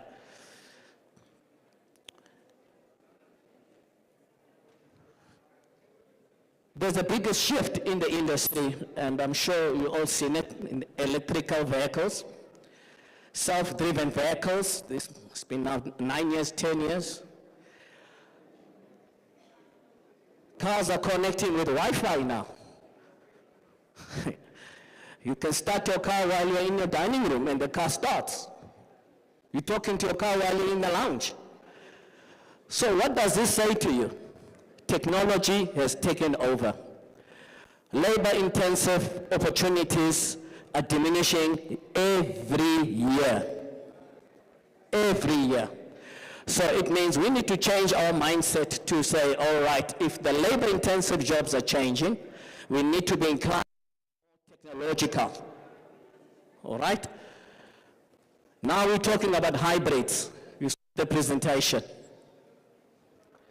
Who's going to fix these cars? You. They're going to come to South Africa, we need to fix them. I can train you to fix them. I'm available to train you. But you need to get yourself prepared to be able to enter into a program to be able for me to train you. Okay.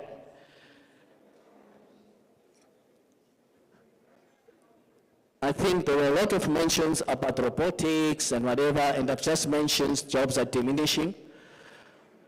Everything is becoming robotic.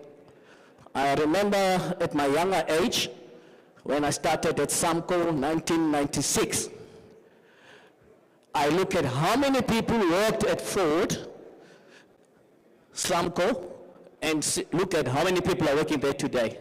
It's unbelievable. Not even half. It's a third.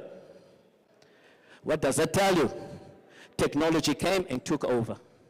All right? I just want to emphasize that there's something we need to change in how we think.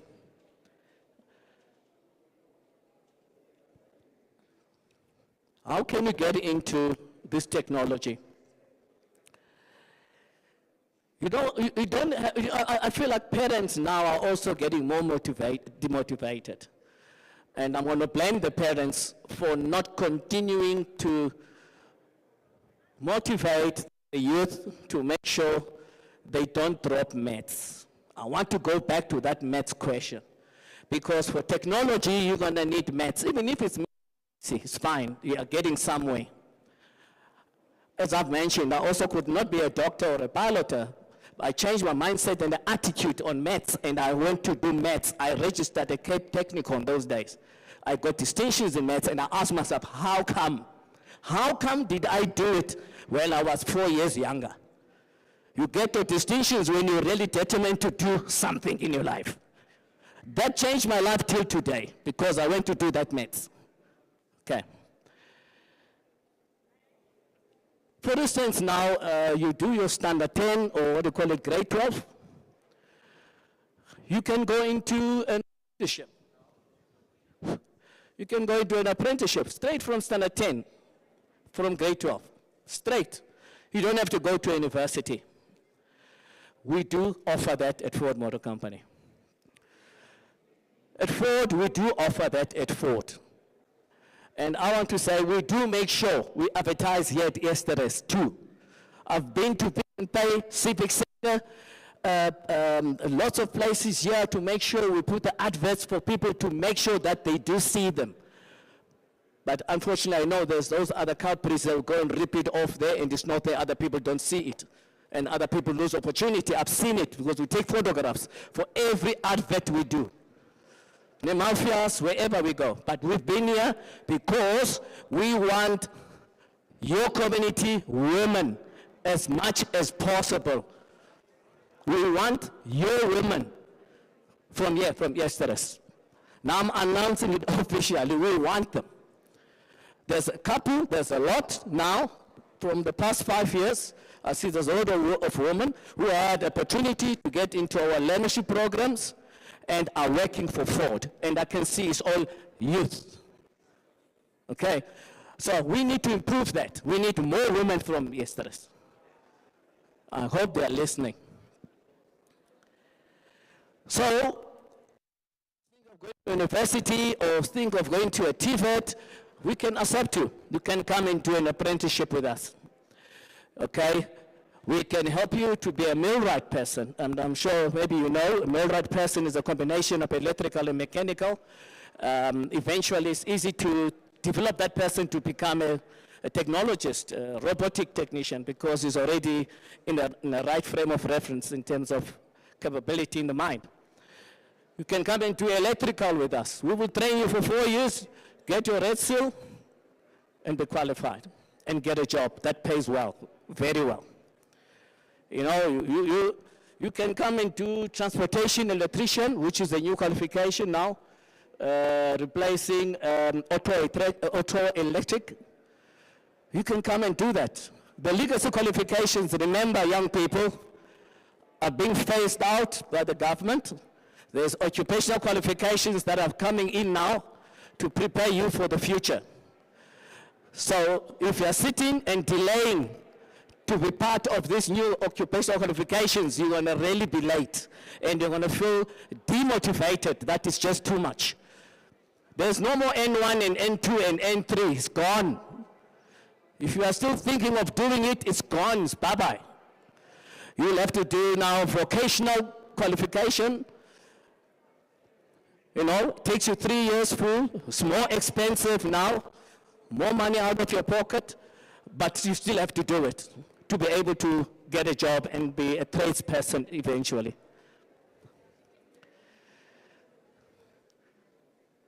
So I really want to motivate the parents to get back into the motion of supporting the children to go back to school. Don't delay, and do your mathematics. I want to repeat, it's very important. I won't be standing under this podium not knowing who calculated the strength of that chain that's holding those stickers there, not to of me. I won't be standing here. It's an engineer that decides chain should be. Otherwise, this we need those people. I've seen a lot of faces of people here.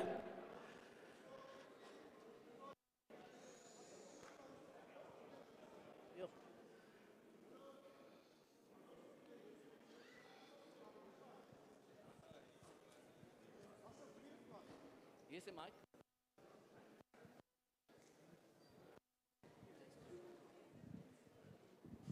Dan dit kon Jean. Laat hulle 'n bietjie stil bly daar man asseblief. Ek vra mooi. Mobien, ek sien nie jong mense hier binnekant, ek sien meer jong mense daar buitekant. Laat hulle inkom asseblief.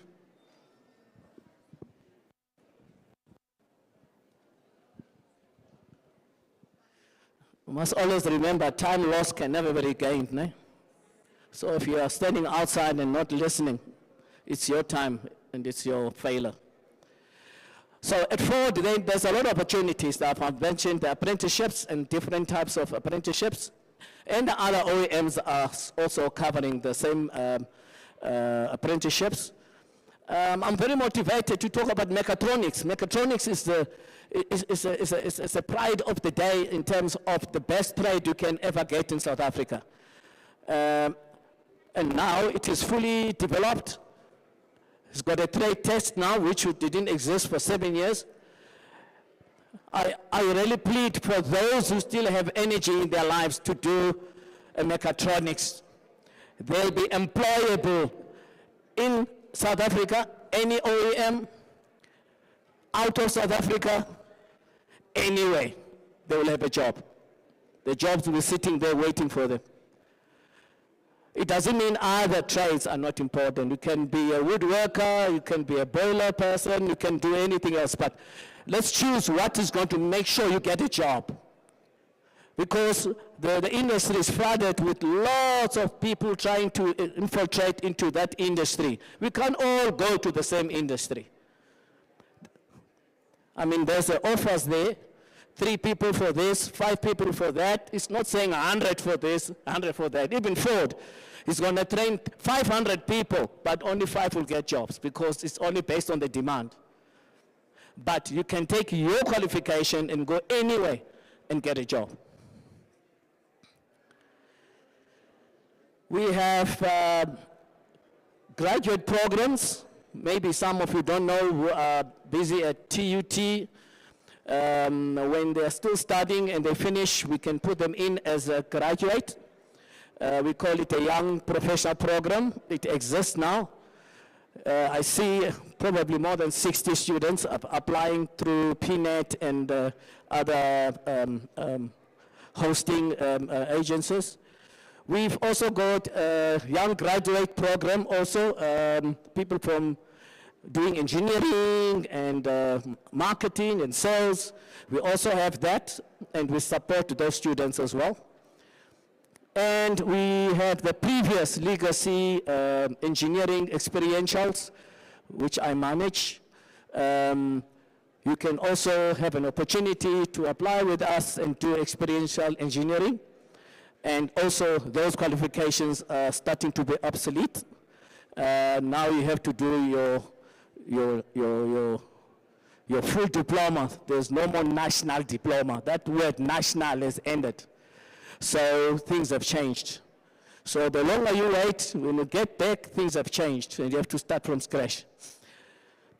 Internships we do support. Obviously, it's limited numbers. All right, for 12 months plus. So I think there's a lot of mentioning of TASES, the economic zone in Roslyn. There's lots of companies that are out there that will host you to any career that you wish for. Maybe you didn't know, at least now we are announcing it. Don't despair because you're in Eersterust. You can go anywhere. You can go on R21, you go and look there what's going on. It's a whole economic zone now.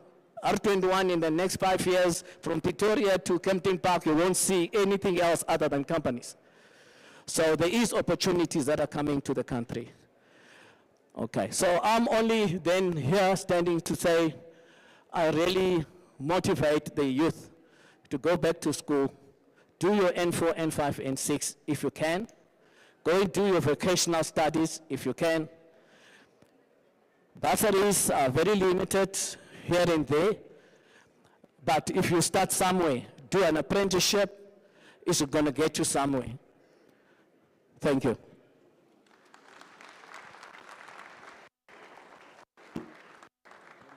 Thank you, Mani. May I please ask that the colleagues that are manning the stands to hold on until we finish. We're almost at the end of our program, and then we'll be able to assist the community members because it's a little bit distracting while somebody is presenting and there's a noise at the back. If we may just ask just an hour more, then we are done, so that the speakers will give them the opportunity to present what they have brought to the community. We're going to be asking for Sarish from Chrisnell to come through to present. Chrisnell is a company that is based in Roslyn, and it's Africa's only internationally accredited NEV high voltage skills infrastructure partner. They are enabling OEMs on localization and after-sales readiness and safe market scaling. So these are the people that actually come with the new technology for the electric vehicles. And as part of our Center of Excellence, they have got a site there where they do the training. And I must tell that in June, the actual date will be announced. We're going to be having a youth day. We had one last year. We're waiting for the MEC to confirm. We're going to be having another one this year. This will be coinciding with the official opening of that Center of Excellence. And as our board chair mentioned last year, we had 20 young people from the community of Eersterust that came through. I think, Chair, we need to give ourselves a target and say, this year let's double it. And then instead of 20, let's look at 40. But we'll talk about that. Let's have Chris Nell to come through and to present. And colleagues, if you can make the presentation for Chris Nell ready. Thank you.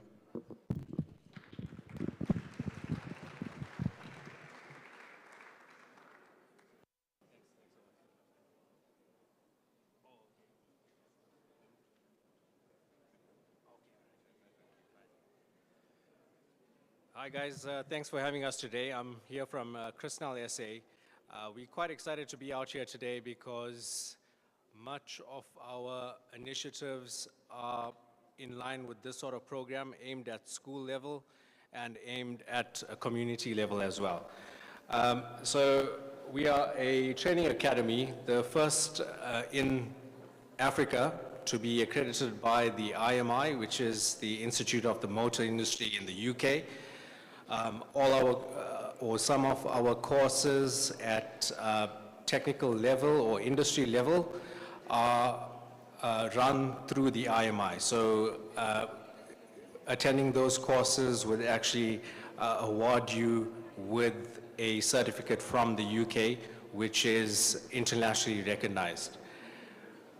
We also have other courses that we are heading into aimed at school level or candidates who have just completed school level, and we'll be discussing that a bit further. My name is Sarish. I'm an electric vehicle facilitator and trainer at Crystal SA, and I've been in the industry for over 20 years, worked through some major manufacturers in South Africa at engineering level and technical level. Some of the manufacturers are Mercedes-Benz, BMW, Rolls-Royce internationally, and I found myself at Crystal SA now. Next slide. So we know that the electric vehicle is the future of the automotive industry. We know that a number of the manufacturers have already stated that by a certain time, they will cease production of petrol and diesel vehicles. This now leaves a large skill gap in South Africa where our skills were, or people in the industry were trained on the petrol and diesel vehicle platform. That will come to an end. That will come to an end as we make way for the electric vehicle now. And it's somewhat of a revolution in the automotive industry. So you'll find that even who are skilled on those ICE vehicles, internal combustion engines, they will not have the ability to actually work on these vehicles. The platform of these vehicles are vastly different from your combustion engine. It is vastly different. You can't apply much of your existing skills on petrol vehicles on an electric vehicle. And we are here to attend to that skills gap. Next. So we have a number of programs that we are going into. Next slide, please. And some of it is, once again, through our IMI accredited training. We have in our training, which is an upskilling program. It's offered to our existing technicians. So like I said, a lot of the technicians who are already qualified on petrol and diesel, they won't really be able to work on this, and they come through to us to upskill themselves. So we have IMI accredited EV training center, which is based in Roslyn. We offer practical training, and we are here to support the industry. So we are open to private candidates. We are also open to, and we do actually support a lot of the OEM and manufacturers and dealerships in Gauteng and throughout the country actually. And slowly we do expect to roll out a high number of high voltage technicians. So our courses range from level 1 to 4. There are 5 courses. Level 1 awareness course, which is aimed at people in the motor industry at any level. So someone at a sales level or any non-technical level can also enroll with us for the level 1 course. Then we have our hazard management level, which is level 2.1. And that's aimed at our first responders or people who attend to vehicles at roadside assistance or emergency situations. We have a routine maintenance program as well. So this is now entering your technical field where we train people on how to handle an electric vehicle under technical repairs.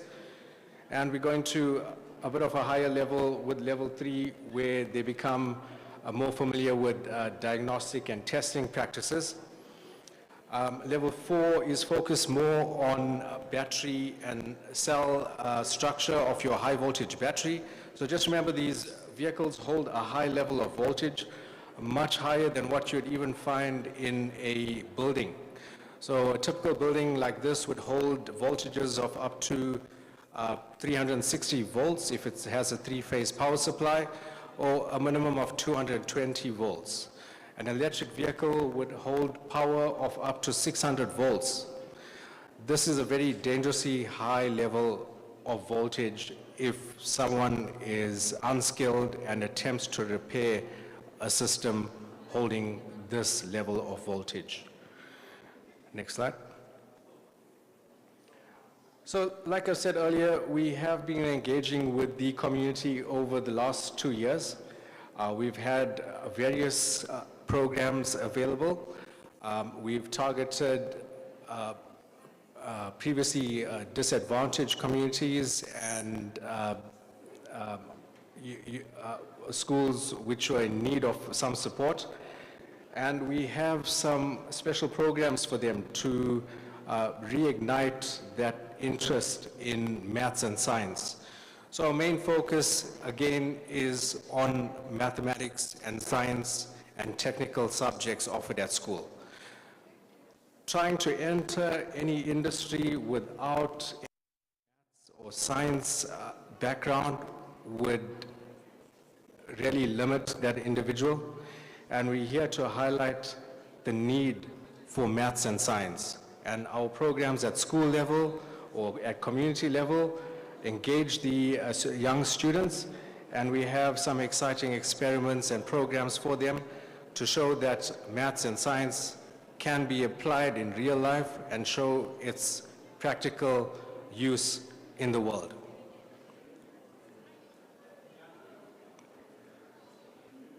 So yeah, once again, we do have some programs offering some interesting exercises, some interesting practical tasks and experiments, and we also focus on women empowerment. So previously the industry, all industries really, were predominantly male-dominated industries. But you can easily find today that half of the workforce in some of the industries are actually female employees. So we focus a lot on female candidates, and we do have programs for women empowerment as well.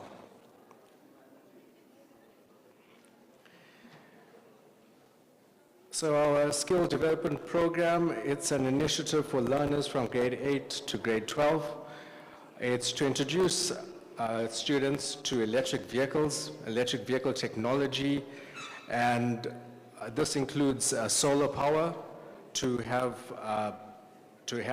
charging stations set up for electric vehicles based on solar power. That is something that we have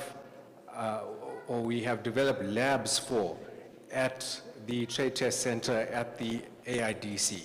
So this center will be opened up shortly. Once again, the main objective is to train people at school level here. So, okay, the next slide then.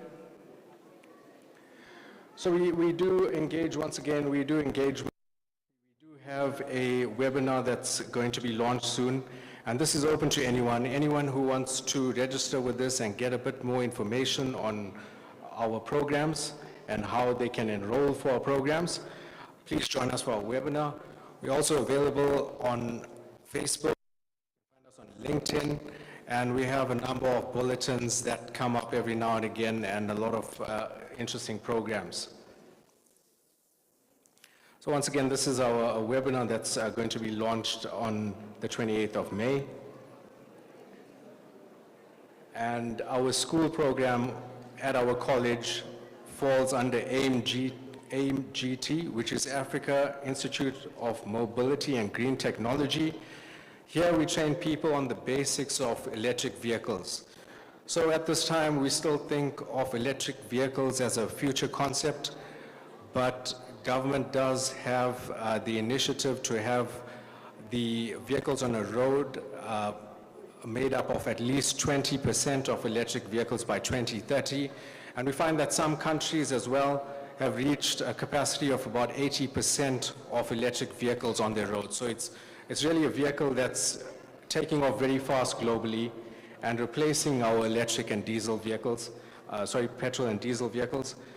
And we begin with the basics with AIM-GT.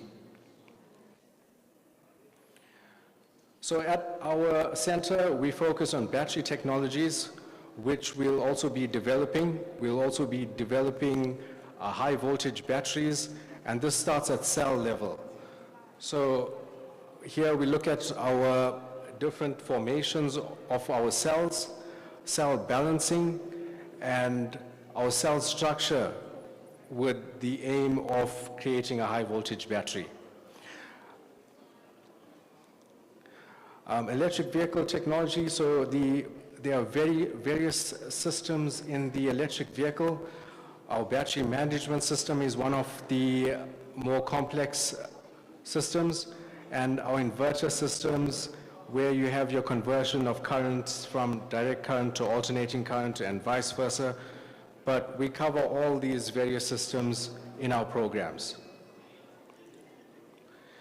So if you need to speak to us a bit further, we're at the back there. Any other questions you have, you can reach out to us on social media. You can come out and speak to us. And it was nice addressing you guys. Thank you.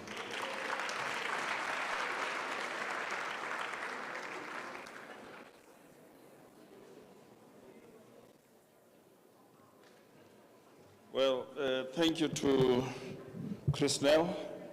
And as I have said earlier, the time for VRUPA is coming to an end. We need to know this technology. And it doesn't mean that if you're an ICE mechanic, you cannot be upskilled to work on the electric vehicles, because the knowledge of the car still stays the same. It's just changing from internal combustion engine to the EV platform, but the rest still stays the same. We are wrapping up now. We're going to have two more last speakers, which are in the training space. We will have Mr. Neo from KHL Automotive Technologies, who will come and present on what they are offering as an institution. And they will be followed by Dr. Isaac from Cabo Cars. May we have Neo to come through? Is Neo here? All right. And then if Rabokas can be ready, as soon as Neo finishes, their presentation will follow. Thank you. Is your presentation there? I already give it to them. All right.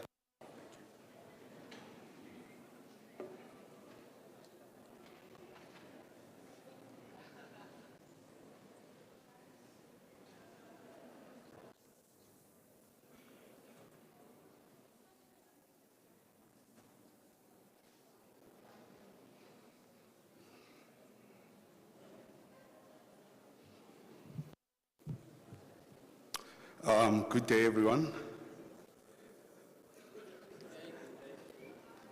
Are we still doing well? Or are we tired yet? I'm just waiting for the presentation to load. I'm not sure if it's loaded.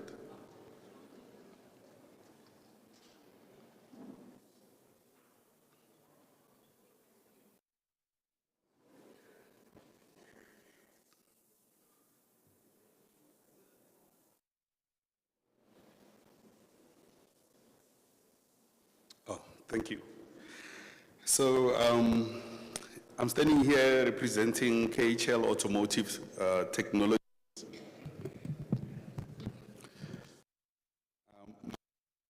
Neo Carlo, founder and managing director of KHL Automotive Technologies.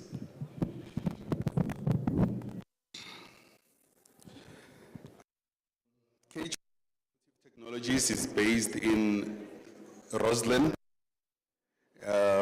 We are situated at the Roslyn Business Park. And we are a welding and steel fabrication and engineering company. We started our business back in 2017 through an opportunity through the AIDC and Nissan South Africa's incubation program. So as they were speaking about what they do, I'm standing here as one of their products. So my name is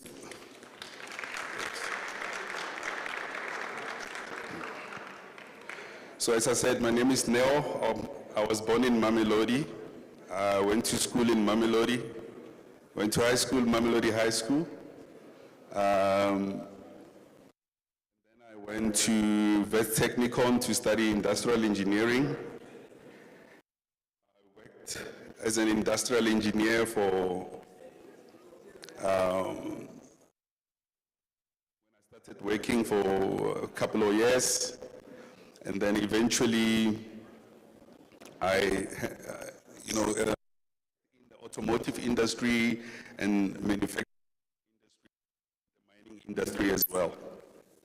So that's my background and training, and eventually that prepared me for the opportunity to be in the incubation program, where now I moved from being an employee to being an employer.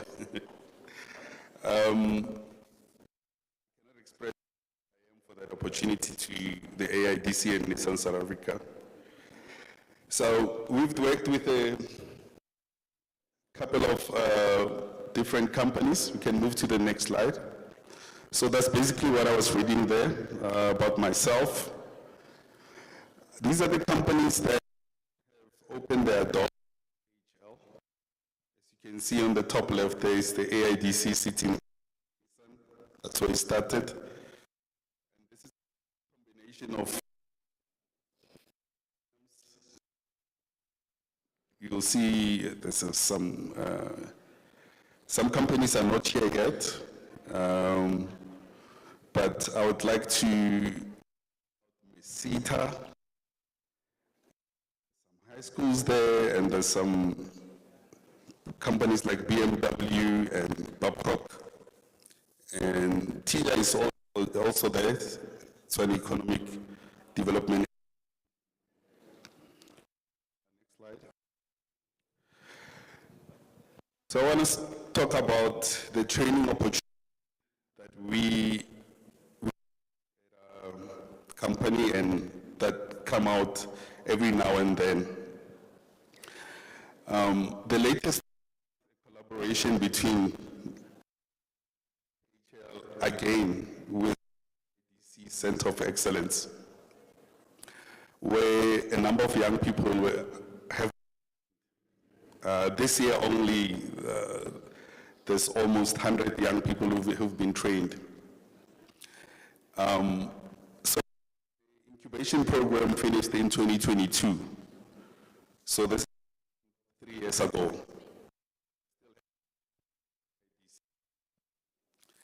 And we work together with their trade test center, and through MESITA, we offer practical workplace exposure. And whether for the youth, unemployed, and also if you are employed and looking to get some training in a, maybe you're a welder that's not qualified and you need to preparation for test qualification. So we strengthen artisan readiness. We have people in our communities. It doesn't matter which community. Obviously, we will look at can you get to where we are? So the surrounding communities. We provide on-site welding, fabrication, and engineering services. When we started our business, did mainly trolleys for different automotive components. And we support prototype and small, medium batch fabrication projects at our workshop. And ideally, we would like to have an arrangement where we possibly also place our welders at the client's premises so that we can reduce downtime and we have faster turnaround times and so forth. So our MESITA workplace approval accreditation is for our welding workshop, which confirms our compliance with required industry and our equipment and safety compliance is aligned with industry requirements, and we have the capacity to host apprentices and experiential learners. Our environment is structured for practical skills development. Trade supported. Recently, the QCTO approved us, so we have another wing, which is we've just now become a skills development SDP provider. We've now approved to train project management NQF level 5. So matric is NQF level 4. The qualification that the QCTO, which is the Quality Council for Trades and Occupations, to do project management NQF level 5. So as you know, at work, everything we do is a project. So if you have project management, it will definitely make you stand out. So most of our qualifications, even in my engineering degree, I also did project management as a subject. Welding is what we started with and we're still passionate about, and we're looking to grow to introducing more boiler making, fitting and turning, mechanical fitter, but we've not approved for those 3 yet.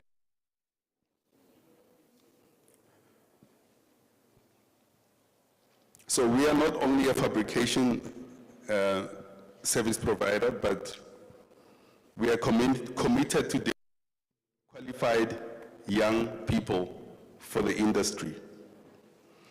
And as I mentioned, AIDC has been supporting us since our inception in 2017 as an incubatee company.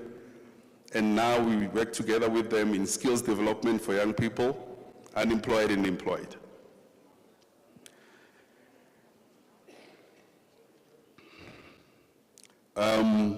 I would like to ask that you play the video, and I'd like to invite one person particular on stage, which is one of our team members, Katleho Marishane.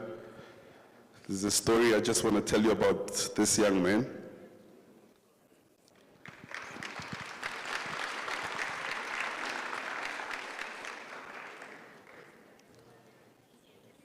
So we can play the video.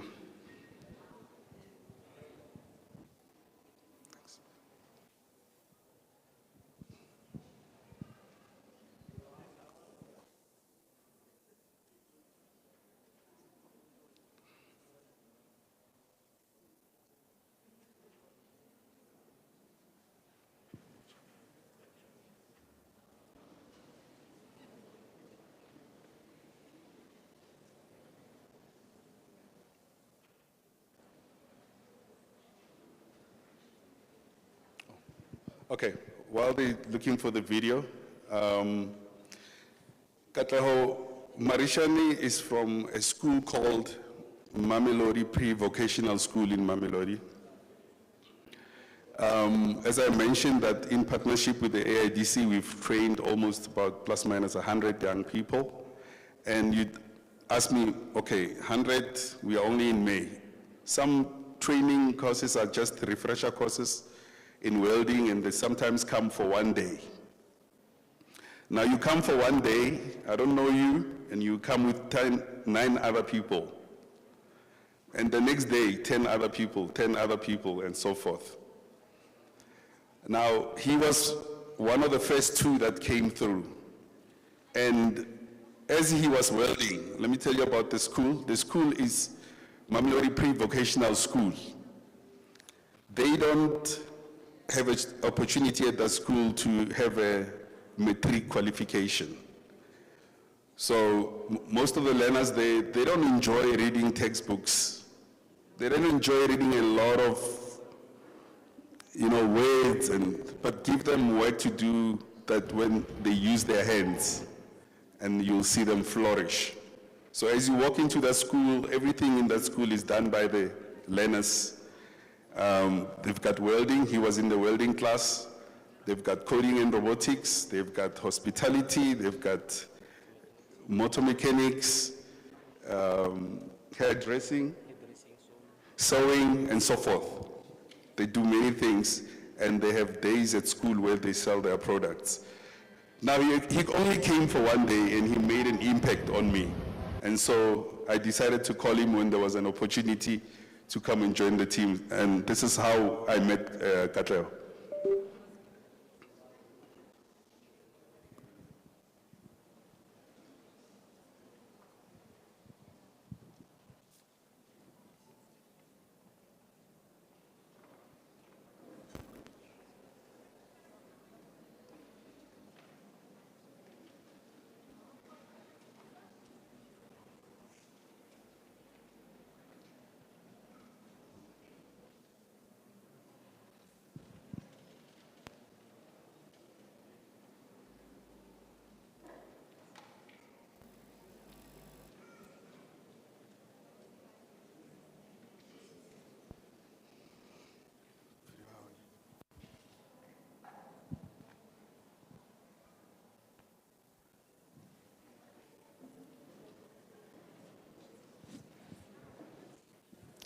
Are you winning there?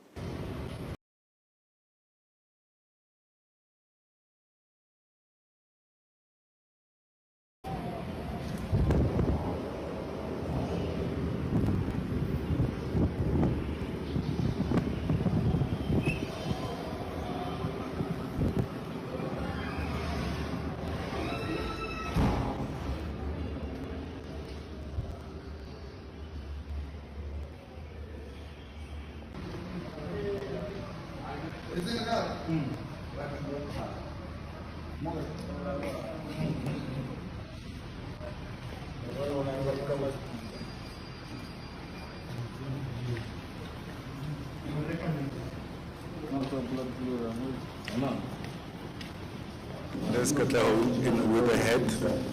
Eh? Who's going to have? Eh?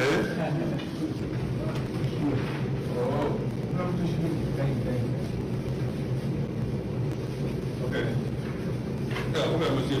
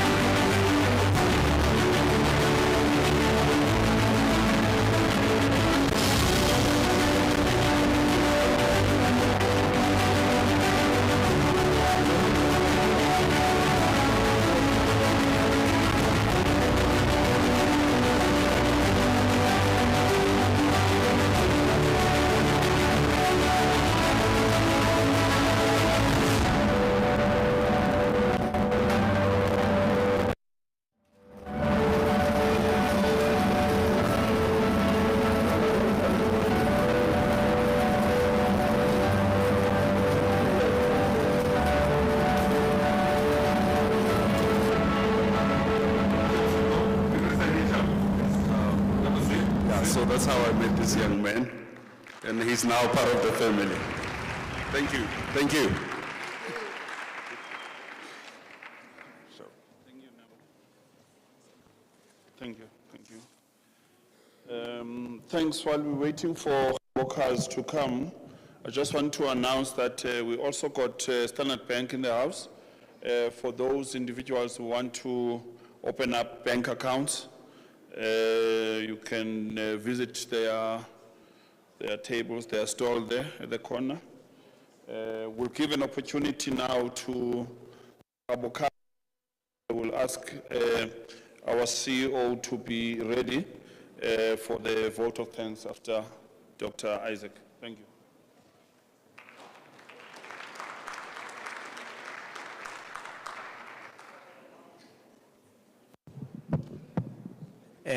Good afternoon. Thank you very much for the opportunity. I'm going to save you a lot of time. Habukas provides vehicle repairs and vehicle maintenance. And while we do that, we provide an environment for work integrated learning for the people to qualify as automotive motor mechanic artisans. So next slide. if you can check on the one side where it has people sitting down, is at Soshanguve, that is our head office. And then on the other side is at our Roslyn workshop where we are partnering with the city of Tshwane. And at the bottom, we basically go to schools to do what we call career awareness, career development, career guidance, so that young people from grade 8 and 9 can start checking what they want to be so that they can choose the right careers in grade 10. On my right-hand side is our Roslyn workshop, and then on my left-hand side is our Soshanguve workshop next. These are the people who have already qualified as automotive motor mechanic artisans. And we are now at 195 automotive motor mechanic artisans, of whom 60 are ladies, and 5 of them come from special schools. They don't have a formal education. So we created a space for them to train them in their own way. They frustrated us for the first 6 months. We frustrated them because we wanted to force the formal education to them. Then we pushed it aside, and then we learned how they learn. Then we modeled. Then now we have 27 new that have come based on the 5 that qualified last year. And what we did with the 5, we registered a business for them. We incubated it in our business so that they can be competent and confident before they can go and run their own. Next. This is just showing that ladies can also do it. There was a norm that ladies cannot do it in the male-dominated industry, but this is proof that we can actually give them that space and they will do it. Next. This is in 2018 when we were lit as a Hero of the Year, Gauteng and National. And it was just proving that it can be done. Next. Where you come from does not determine where you're going, but your attitude determines your altitude. For me, when they called me up here, they said we are calling Dr. Isaac Boshomane. But they did not tell you how many times I failed. I failed sub A, sub B, standard 6, standard 9, standard 10. And I dropped out at TUT, but here I am today with determination. I think it was giving me the opportunity to train those ones who learn differently. I don't think I'll be patient with them if I didn't go through it myself. So from the humble beginnings, we had people qualifying as artisans. So we now focus, from 2021, we focus mainly on those that fail in the mainstream education system and those that come from special needs school who are interested in automotive. When I was still lecturing at the college, we wanted to create an institution where all the trades will be provided, but some people didn't see that vision, and I ended up using only the trade I have. Do we blame young people? Do we still take matric as the only way to make a living? No. So there's no dustbin for. That is why we are now taking those young ones who could not make it in the mainstream and giving them the opportunity. However, they have to show hunger. If they are not showing hunger, they are not passionate about it, we are not interested. We only help those who are putting the works to the wheel and doing it for themselves. We are there to help them. Next. Our education system is around 70% academia, and it needs to be taken down to 30%, so that 70% can be technical vocational. We cannot all be researchers and come up with new concepts according to the trend. Who's going to implement? So we need to empower more people to implement the researches that we are coming up with so that we can be globally competitive. I mean, we are now at around 59% youth unemployment, so which is abnormal. So we need to create opportunities for them to make a living. We can pick them from where they are. So when we train those ones, we say, your mind is opposite that of a magnet. Unlike in science and biology, positive attracts negative, negative attracts positive. However, in spirit, negative attracts negative, positive. And we say to them, cultivate what you want and let other people help you to achieve it. Next. We teach them about the inner world and the outer world. You can control the inner world. Your feelings, your thoughts, your attitude, your behavior, that is for you to control and build. You can't control the outer world. However, if you get the inner world right, you can navigate through the outer world much better. Next. These are some of the things that we indicate to them. Your thinking, your thoughts, and all that, your boundaries is up to you. Next. Your mind is like a fertile garden. In most cases, those that come from special school or those that didn't make it in education, they are being labeled, they are being called names and all that. They carry and believe what they've been told. And we say to them, you can uproot all that is there, coming from your teachers, from your parents, from your society. You can uproot it, put the seeds that you want, and become what you want. We are here to help you, but you need to be the driver. Next. As I indicated, sometimes you have to take your own lonely road to make it for yourself. My background is, when I was young, I loved cars from young age. There was no car at home. When I saw backyard mechanics messing up other people's cars, I said, no, I'm going to be a mechanic to solve this problem because I'm going to have a car when I grow up. Little did I know I'm going to be training other people. When I was young, I hated teaching because they taught me the way I don't like to learn, only to realize afterwards that it was not teaching, it was the method that I didn't like. This is the method that I like. So we say to people, if you focus on what you want, what is it that you want, then follow it. Even if people say, no, where did you see that and all that, be the trend setter yourself. Next. This is one of the young people who failed grade 12 doing history and geography, but he was gifted. And he used the old tins to flatten them, to make the car, and because he didn't know what to use to bond the metal together, in his dream, he dreamt using the shoe glue, and that's the car that he made from that. If it is to be, it is up to you. Next. This one failed grade 8 5 times, quitted school, and he built that car and the helicopter. He didn't go to Nyaupe, he didn't have the excuse to go wayward. He said, what do I have? Who am I? What do I have? Can I do something with what I have to attract help? Next. And we also showed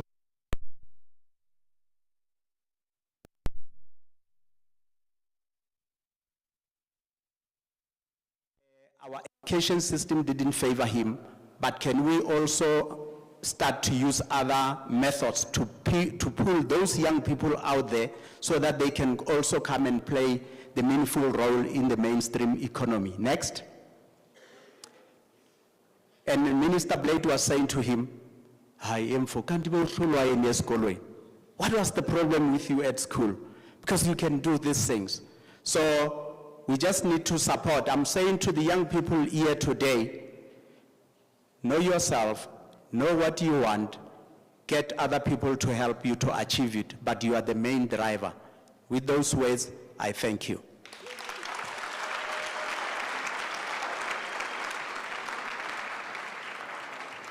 While the program director is coming, there we have the screen where we can show the young people how to overhaul the engine, how to dismantle from A to Z. And it has got more visuals than reading. So it helps those that come from special school. Thank you.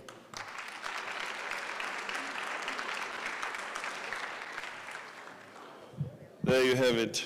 Thank you very much, Dr. Isaac. I just want to acknowledge the presence of other exhibitors that didn't get the opportunity to come to the stage. We've got Tender Capital. the company that specializes in purchase order funding and invoice discounting on contract finance and working with capital solutions. They are also here. If you are an entrepreneur that has got a purchase order and you need that purchase order to be funded, tender capital is here. And we've got Mbube Design, Ndata Emmanuel, Ngadi is here at the back. They manufacture analog to digital set, top boxes, electronics, automotive components, plastic enclosures, and Android softwares, and game development. They are right there at the back. And then we have Melasadi. Melasadi is a young man that is being incubated by the AIDC. Just finished homologating a full electric scooter and is entering into the assembly of those scooters at the Roslyn facility. And his target market is the last mile mobility, the likes of Checkers 60. The program that this young man is coming with a lot of opportunities, because as you know, these scooters, the battery lasts for about 100 kilometers. And while you're doing these deliveries, you wouldn't have enough time to charge them. So they are setting up and gonna be recruiting young entrepreneurs who will be managing the recharging stations. These recharging stations are in the form of an exchange program, meaning that you don't have to wait for your battery to be charged. You take the one that is flat or running out, swap it with another one. They've got all the softwares, but they won't be managing those themselves. So they'll be looking for young people to manage this. And this is going to be going countrywide. It's not only limited to Gauteng.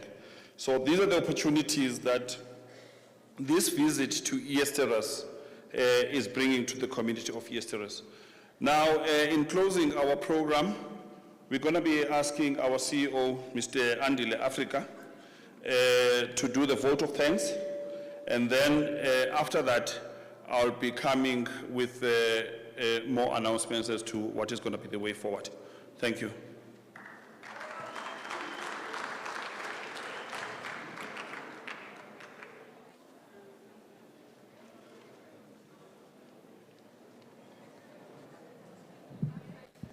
Yeah.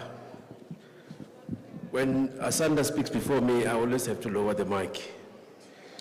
It's been a long day, but I hope you've gained a lot of information. It was a lot of information for one day.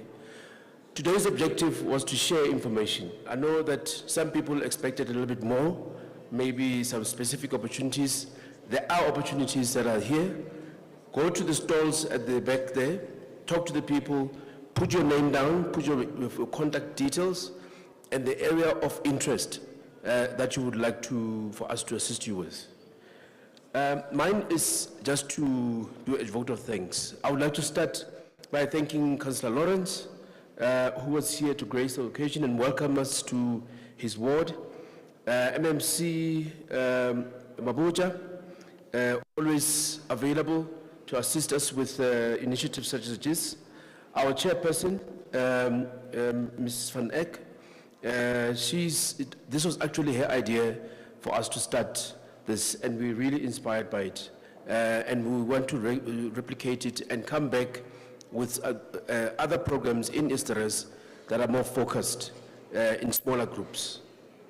The speakers that spoke today, I'd like to thank all of them, in particular the speaker from Chrisnell, the speaker from Ford, Mr. Mandi, an old colleague of mine.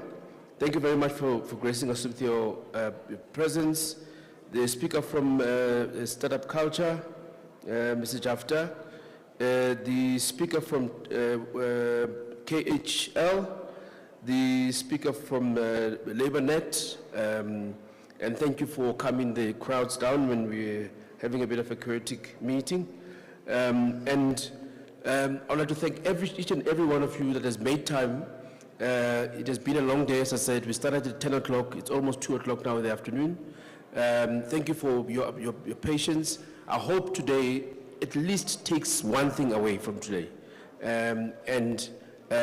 We do have our contact details at the AIDC stand, and there are people at the different stands that can assist you with the opportunities that they have. But we promise to come back and feedback to you as to what have we done and what are we doing in Eersterust. Thank you very much.